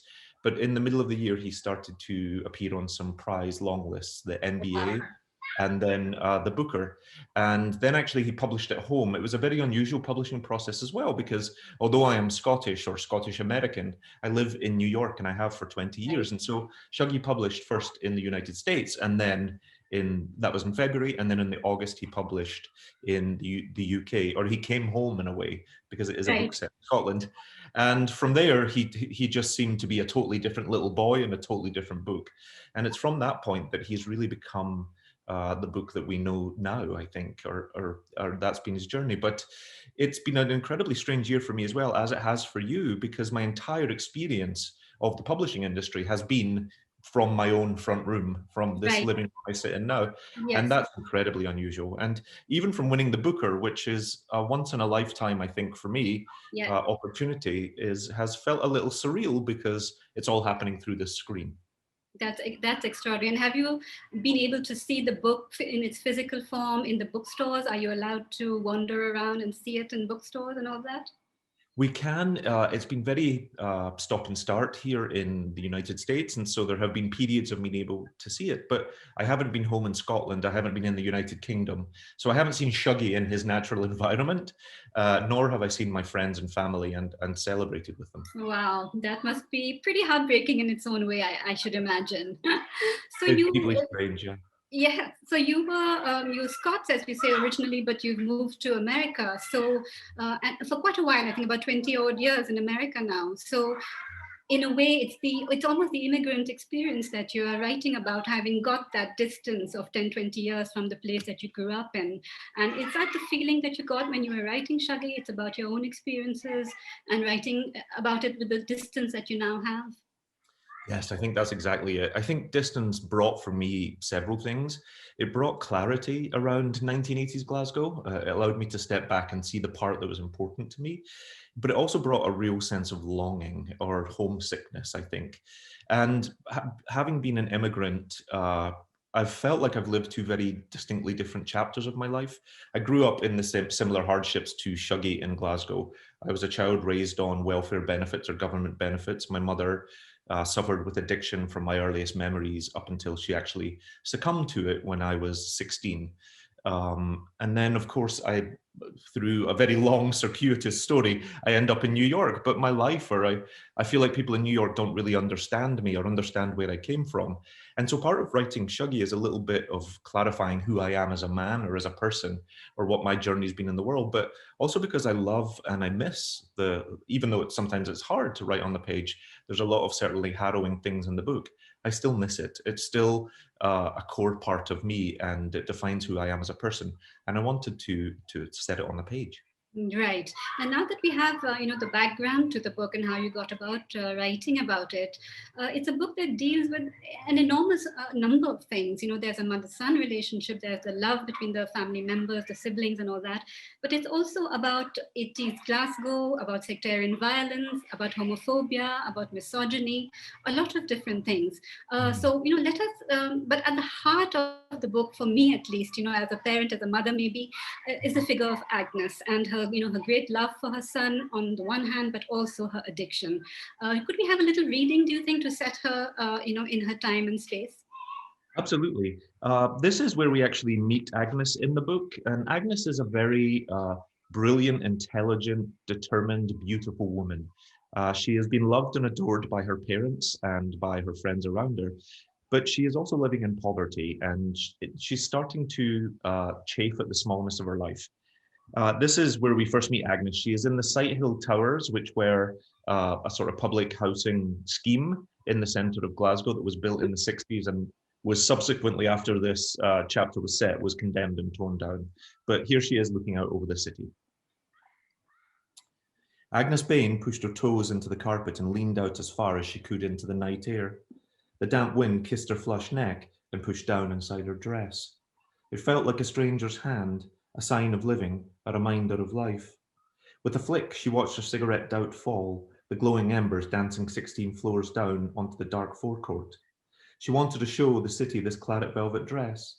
She wanted to feel a little envy from strangers, to dance with men who held her proud and close. Mostly, she wanted to take a good drink, to live a little. With a stretch of her calves, she leaned her hip bone on the window frame and let go of the ballast of her toes. Her body tipped down towards the amber city lights and her cheeks flushed with blood. She reached her arms out to the lights, and for a brief moment she was flying. No one noticed the flying woman. She thought about tilting further then, dared herself to do it. How easy it would be to kid herself that she was flying until it became only falling, and she broke herself on the concrete below. The high-rise flat she still shared with her mother and father pressed in against her. Everything in the room behind her felt so small, so low-ceilinged and stifling. A payday to mass day, a life bought on tick, with nothing that ever felt owned outright. To be 39 and have her husband and her 3 children, 2 of them nearly grown, all crammed together in her mammy's flat, gave her a feeling of failure. Him, her man, who when he shared her bed now seemed to lie on the very edge, made her feel angry with the littered promises of better things. Agnes wanted to put her foot through it all, or to scrape it back like it was spoilt wallpaper, to get her nail under it and to rip it all away. That's beautiful. At this moment, we have the sense of Agnes starting to perhaps act on her ambitions and perhaps move on in life. Now, her ambitions, as you mentioned, are quite humble. They seem to be attainable. What she wants is to move away from the flat where she shares this home with her parents and her children and her husband, and she wants a house of her own, with a front door, maybe a picket fence, a little garden. So she has this idealized image in her mind, but it seems like it could possibly be attainable. And yet there's this really heartbreaking moment that when Shuggie Bain, her husband, finally brings them to this place, which is, I believe, in slightly the outskirts of Glasgow, in this old mining area. He leaves her there and then abandons her. And you're right, he could not just leave his, this woman he had loved, this beautiful woman. He had to make sure she was in pieces.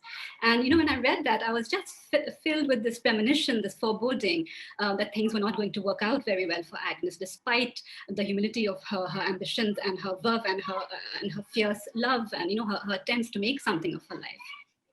Yeah, that's absolutely true. And she is a woman who, at the beginning of the book, people tell her to want less, just sort of want less from life. And they see her almost, even her own mother sees her as being a little bit too much.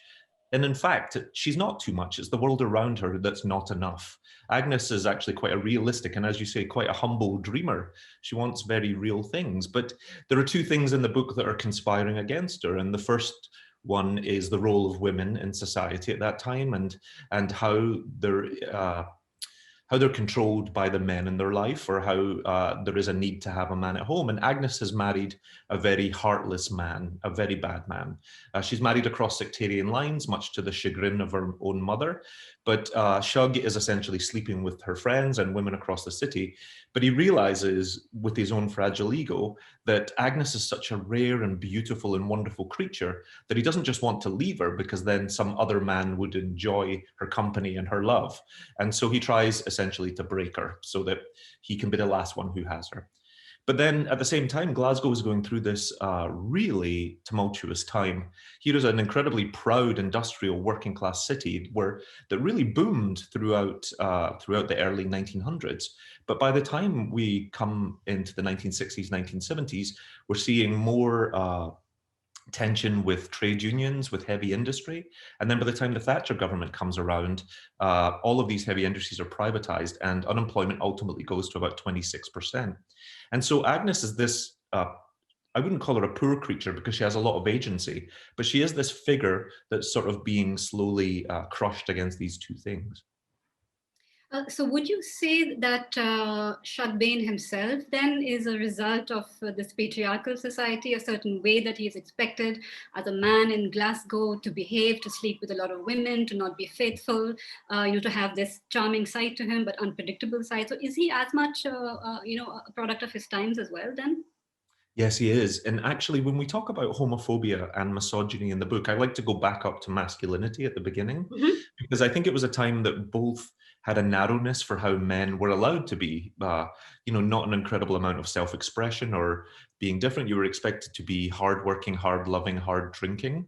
And society both allowed that and encouraged it. And so Shug is almost never punished for how he treats women or how he treats his wife. In fact, he never is. No. And that was just absolutely allowed. But within that sort of narrowness and that freedom from consequence, Shug really gets to do whatever he wants to do, and it's Agnes that almost bears the brunt of that. When Agnes shows up, and you were right in saying that he moves the family just outside of Glasgow, and outside of Glasgow are this wonderful countryside, but it's dotted with mining communities, or collieries or pits, we would call them in Scotland. And he moves the family there just as Thatcher is closing that local community down. And it's Agnes, without a man in her life, without the sort of the social normalcy of having a nuclear family and having that structure, that bears the brunt of Shug's decisions or actions. It was very interesting for me to see the way in which you reel in the Thatcher period, because, here in the subcontinent, we are not terribly familiar with some of the excesses of her regime and the impact it could have had in these, industrial towns. So to see it being, lived out like this in a very real and visceral fashion, and the shocking poverty, I have to say, I was really moved by the fact that they used to wonder if they had enough money for heating, and this seems today to us, especially from, this area, to think that the West people there living in the 80s did not have enough heating, maybe sometimes ran short of food, had to have their teeth taken out because they didn't have good dental care. I mean, these are shocking, shocking things. And you bring them out layer by layer, and we begin to live this life with Agnes. And so the link between the Thatcher period and this life is really quite astounding. Yeah, and I'm always surprised by that, because obviously I lived through it and through the heart of it. But frequently when I talk to people, they don't understand how hard the Thatcher years were. And it actually wasn't just hard in Glasgow. It was hard for any industrial northern part of the United Kingdom, Liverpool, Newcastle, Manchester. Right. Any of these towns, I think, really didn't have glory years during that time. But it is true, for the fifth richest economy in the world, there were people living in dire poverty and really having to make difficult choices between food and heat and how they get through the life.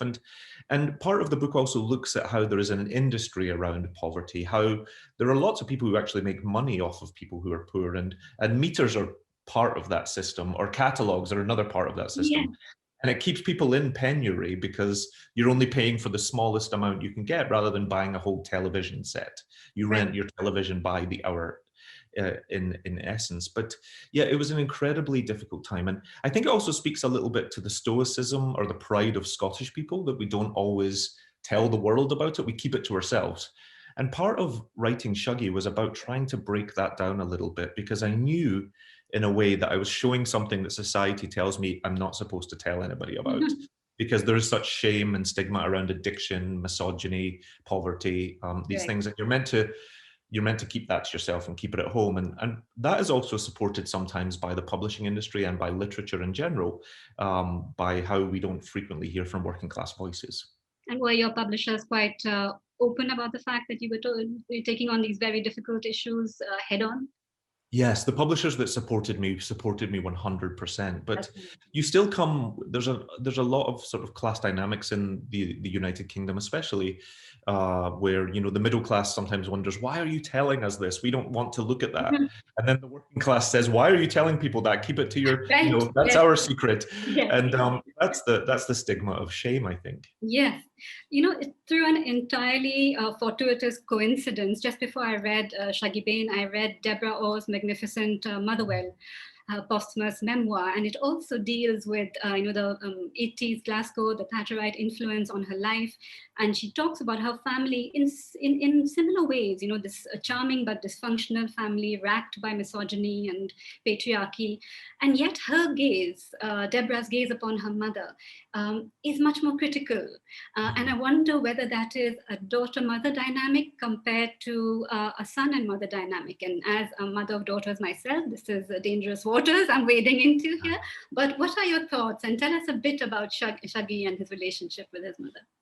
Yeah, absolutely. Well, I think for sure, I love Deborah Orr's Motherwell. I actually read it recently, the same as yourself, and that supports a lot of what you and I are talking about, because even her father has to be a very narrow way, and he finds the steel mill incredibly terrifying to work in, as they would be, and he has no one to tell that he's actually scared as a young man. And then her mother keeps telling her to limit herself, keeps telling Deborah to wish for less. Don't go to college. Don't go to college. And that is Deborah's life is parallel to the fictional character of Agnes. They would be contemporaries in a lot of ways, in that way.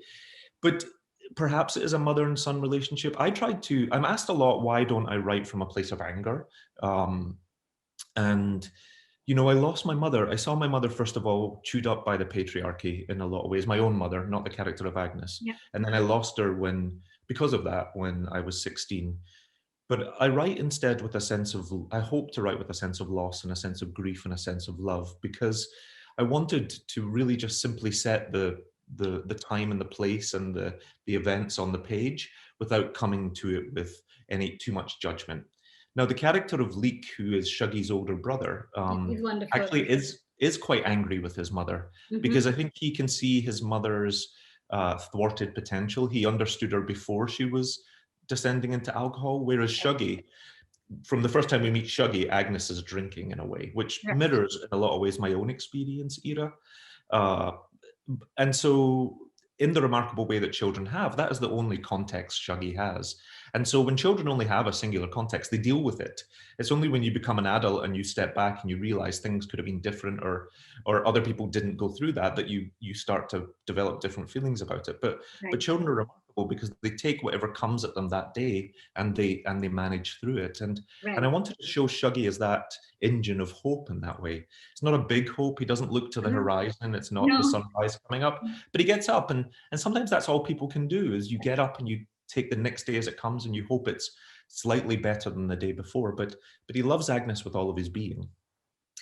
That's really interesting. And, you say you didn't come to this from a place of anger. And I wonder if this has been a cathartic experience nonetheless, because, having read the book and coming to meet you, I was expecting somebody, very dark and somebody, full of this poetic sort of, guilt perhaps. And I find, an extremely genial and warm person. So has it exercised some of your demons? Did you have demons to begin with?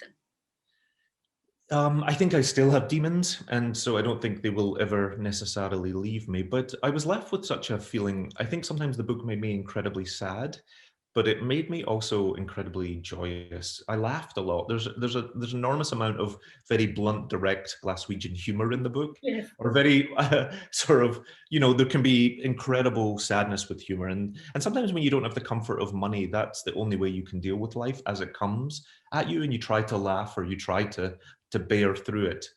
But writing the book was certainly cathartic to me. When you are the child of a parent who loses their battle with addiction, and who is growing up under a patriarchy as a young queer man, you have no control. You have no ability to take control of the situation. And you try, because the relationship inverts quite quickly, where you become the caregiver to the parent. And you'll see through the book that Shuggy does that also. Yeah. But you have no control. And so to be a writer 20 years, 30 years after the events of that, and to sit down and set it on the page, gives you ultimate control. And in that, to take trauma and then control it and turn it into art is an incredible amount of power.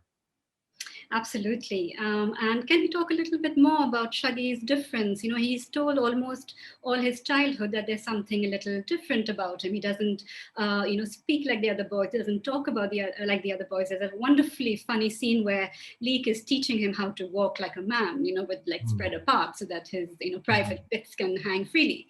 And it's incredibly funny, but it's also tragic. He's not allowed to be the person he is. Can you talk us through that a little bit? Yeah, so Shuggy is a child whose entire universe is his mother. She's almost the sun at the center of it before she becomes the dark star. But he is a very effeminate, precocious, watchful, sensitive little boy. And he's told quite quickly within the book, even from within his own family, that he's no right or there's something wrong with him. And actually, there's nothing wrong with him. All he is a effeminate, sensitive, kind little boy. But he's othered very quickly by the community and by other boys, especially. And it never really sort of rises to the level of religious ideals. It's just about, why are you like that? Why in this time would a young boy be like a young girl, or like a woman? Because there's misogyny, of course, at the heart of it. Yeah. And at the time, that sort of homophobia was pervasive everywhere. And I'm slow to condemn the people who would do it, because I think it wasn't necessarily good and bad people. It was just allowed behavior. It was how people were, and you were allowed to say it. And so Shuggy internalizes that as something being incredibly broken inside him, because they keep saying, fix it, fix it. Even his brother, although trying to do the right thing, does teach Shuggy how to walk like a man, or like a man would. And then halfway through the book, Shuggy receives a very outdated book of Premiership football scores. And he, in his spare time, he sits and he reads this book almost like the Rosary. He goes through every team and how they did in the World Cup and how they did in the Premiership. And these are meaningless statistics to Shuggy, but he feels like if he knows them, then perhaps when he's on the playground, or as a man when he goes to the pub, he could talk about football, and then that would somehow make him seem more normal, or whatever that means. But really, the book at its heart is about two souls who are othered, or who are isolated by the community around them, and how they cling together, because Agnes is also going through her own isolation. That's right. We almost get a feeling of these marginal characters, but who are at the same time desperate to get away, but are held right in the middle of everything and not allowed that escape, even though they are marginal. They still, must abide by all the rules. So there's this feeling. But to come back to Agnes, she's also this beautiful, clever, smart, intelligent woman, in addition to being an alcoholic. And I found it fascinating the way mother and son sort of create this world in which she is allowed to be this beautiful woman, on level with Elizabeth Taylor, with the dark hair and the bright lipstick and the pearly white teeth, even though they are dentures. And her sense of style is extraordinary. I love the details, that you write about her feather boa and the spangles on her clothes. They make her, feel real to us.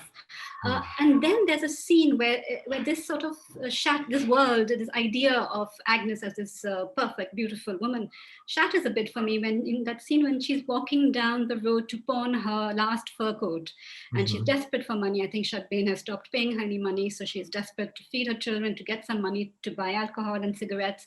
And she's walking down the street in, you know, her tipping heels, and she's wearing her last fur coat. And this man in the service station, and she walks into the service station, and he sees her immediately for who she is, and he says, "I know that you're going to pawn your coat because you're desperate for the drink." And suddenly we see how the world sees her, whereas up till now we were seeing her through Shaggy's eyes and through therefore her own eyes.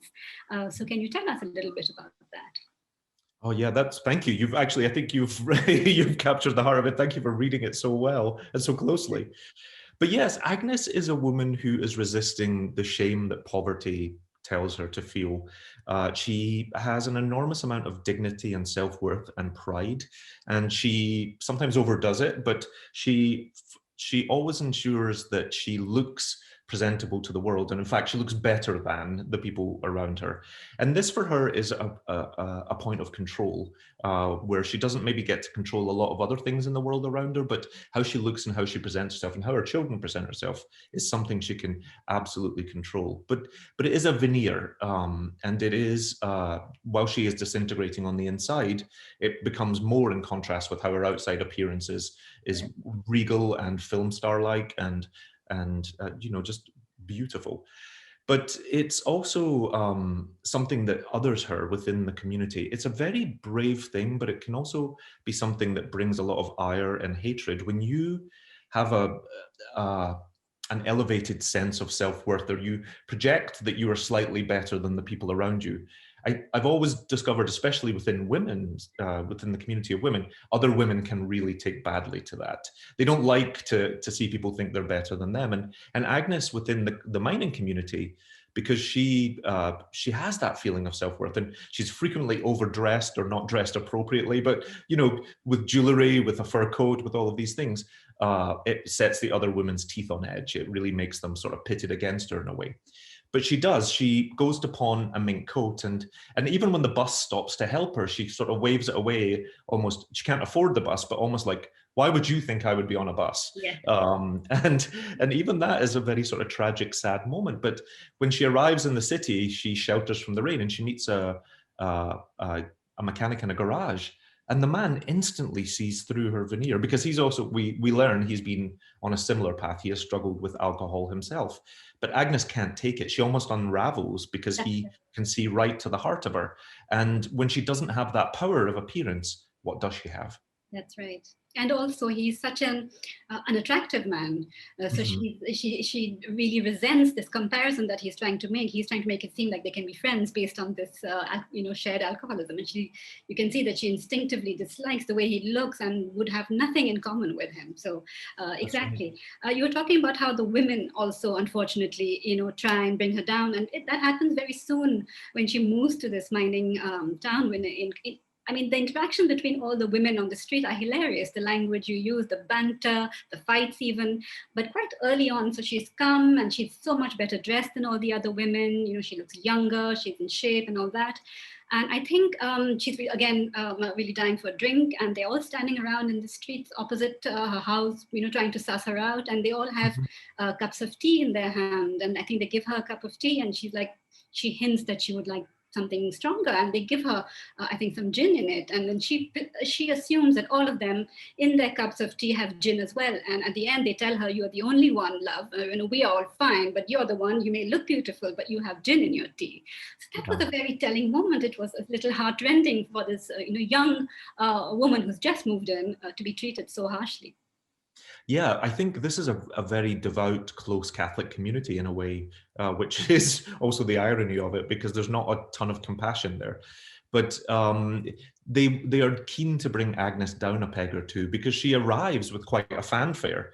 Even though they're moving house, she shows up in a very glamorous outfit and sort of towers over them in a way, and even Shuggy. There's also a rift or a schism in the book where, although everyone around her would speak in broad Glaswegian or have a very thick regional accent, Agnes has the affectation where she speaks in standard English.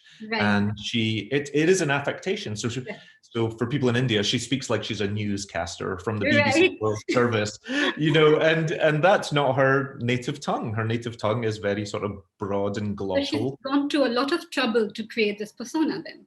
She's put Yes, she effort. really has. But it is a persona, and it is a very thin veneer, and the women see it as women do. And so they want to bring her down quite quickly a peg or two and get to the heart of who she is. And also, when you live in a place where the houses are standardized, when the wages, if there are wages, are standardized, when everyone is sort of living the same similar life, and part of that's the joy of writing a working class narrative, is you have this chorus of characters who are going through very similar things. But when things start to bubble out of that in terms of self-expression or self-worth, or just feeling slightly better than the rest, then people turn in on it.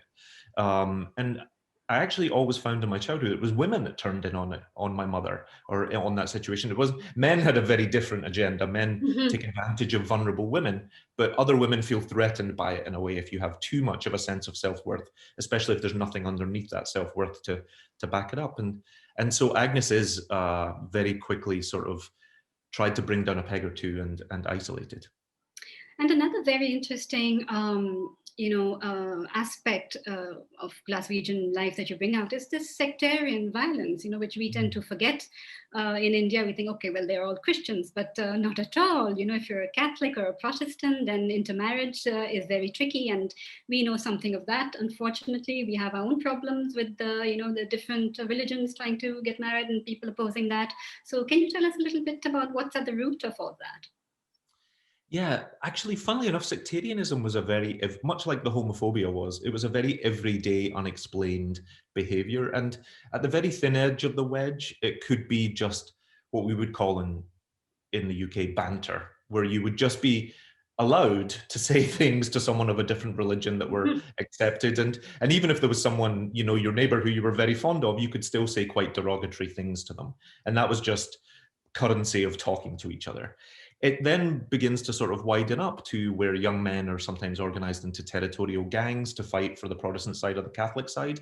And then, of course, once a year is the huge Orange March that comes through Glasgow. So Glasgow has the second largest Orange March in the world, and Belfast has the first. And our listeners are probably very familiar with a lot of the religious tensions that happen in Northern Ireland and how that leads to violence. Scotland never ever had that violence.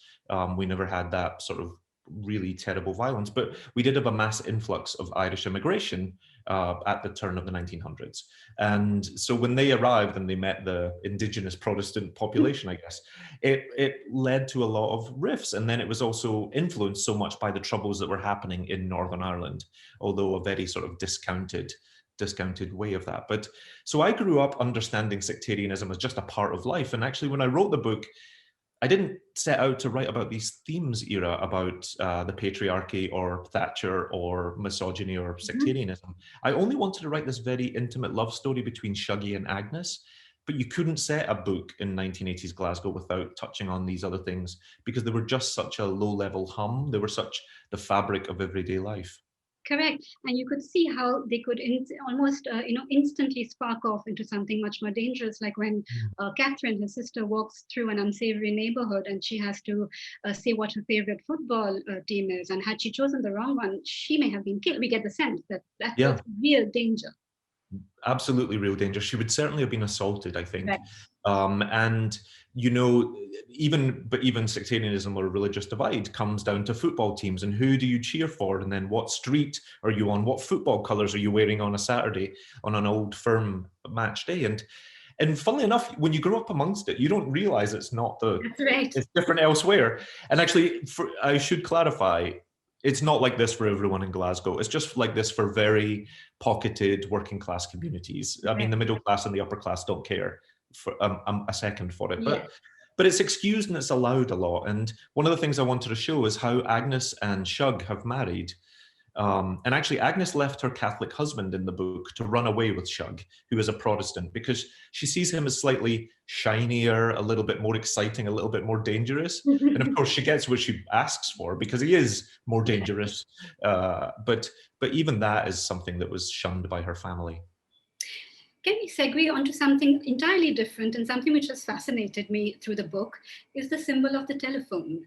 Now, the telephone for Agnes is something extremely important. Every evening she sits on a high chair and gets out her telephone book and looks at the list of the people she's angry at or her husband, and she makes calls, to in increasing states of lack of sobriety, and she shout at them, and she shout at her husband, she'll shout at the lovers he has. And I don't know if you meant for it to be this way, but for me, I'm interested in the way in which women express rage. And the short answer to that is very badly. They're often not allowed to express much rage in most societies.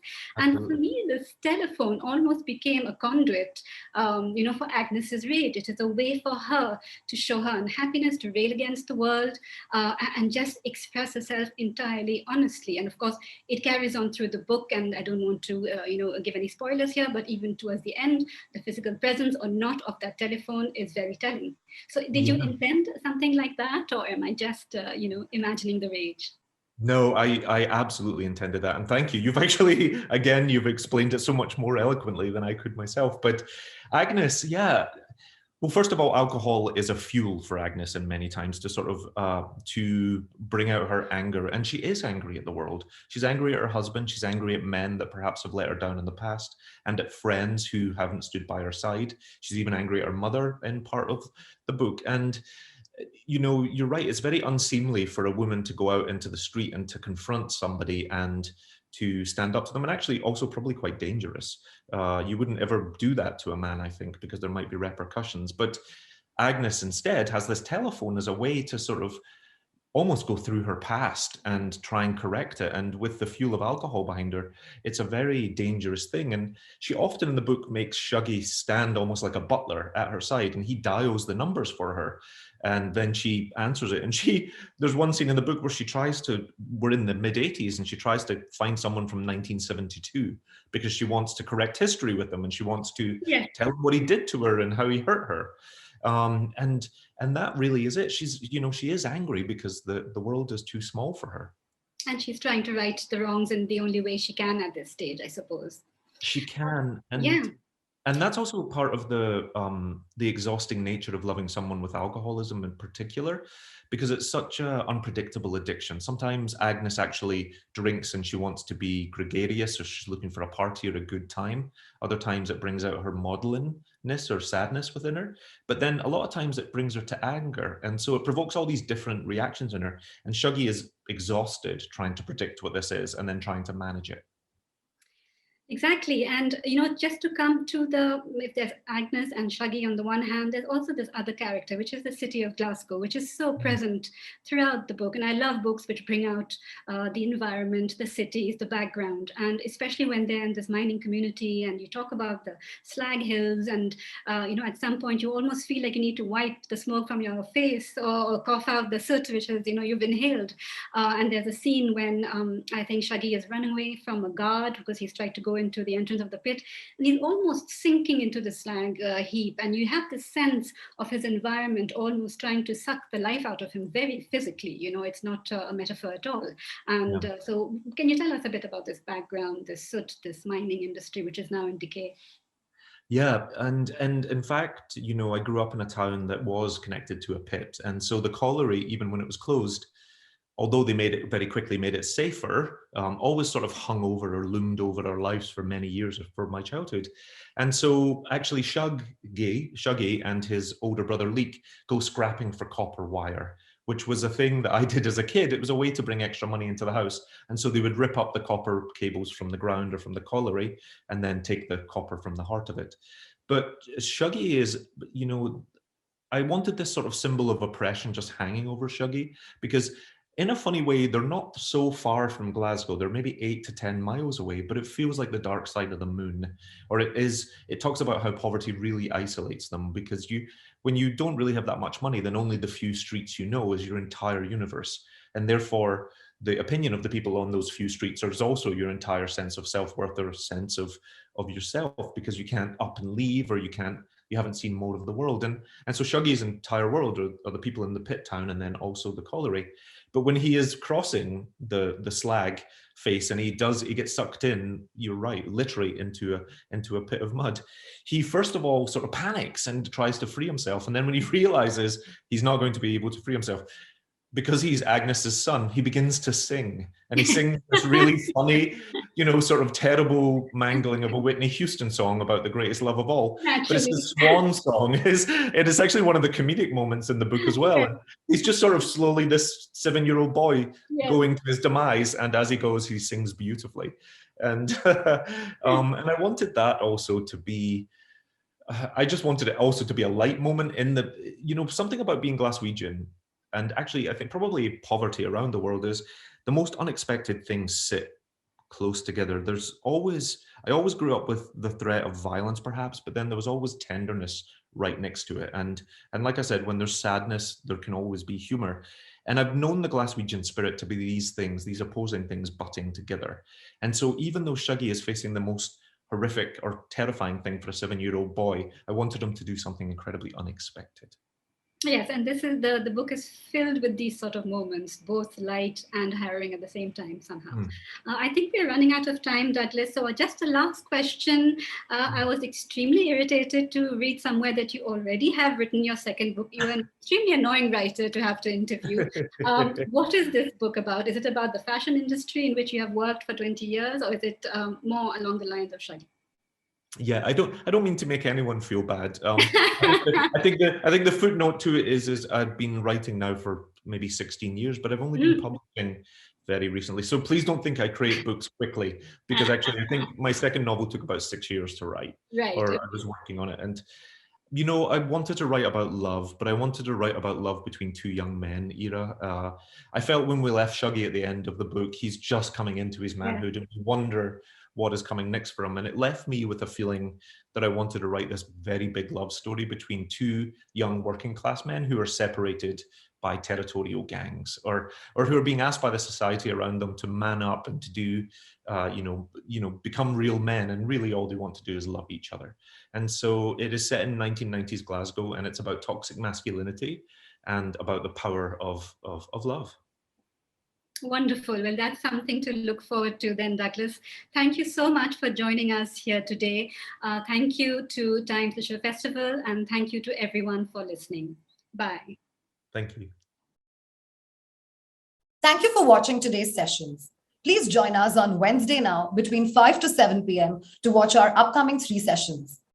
We will start with a session on why children's books need strong women characters with authors Vinita Coelho, Supriya Kelkar, Anita Murthy, and Shotappa Basu. It will be followed by the book launch of Guy Bauman's latest book, The Indian Contingent, The Forgotten Muslim Soldiers of Dunkirk. The book will be launched by Member of Parliament Jairam Ramesh. And the last session will be a book reading by author Tanushree Podar, who will read excerpts from her book, Teenage Diary of Rani Lakshmibai. Also, do not forget to talk about us on your social media handles using the hashtag TimesLitFest.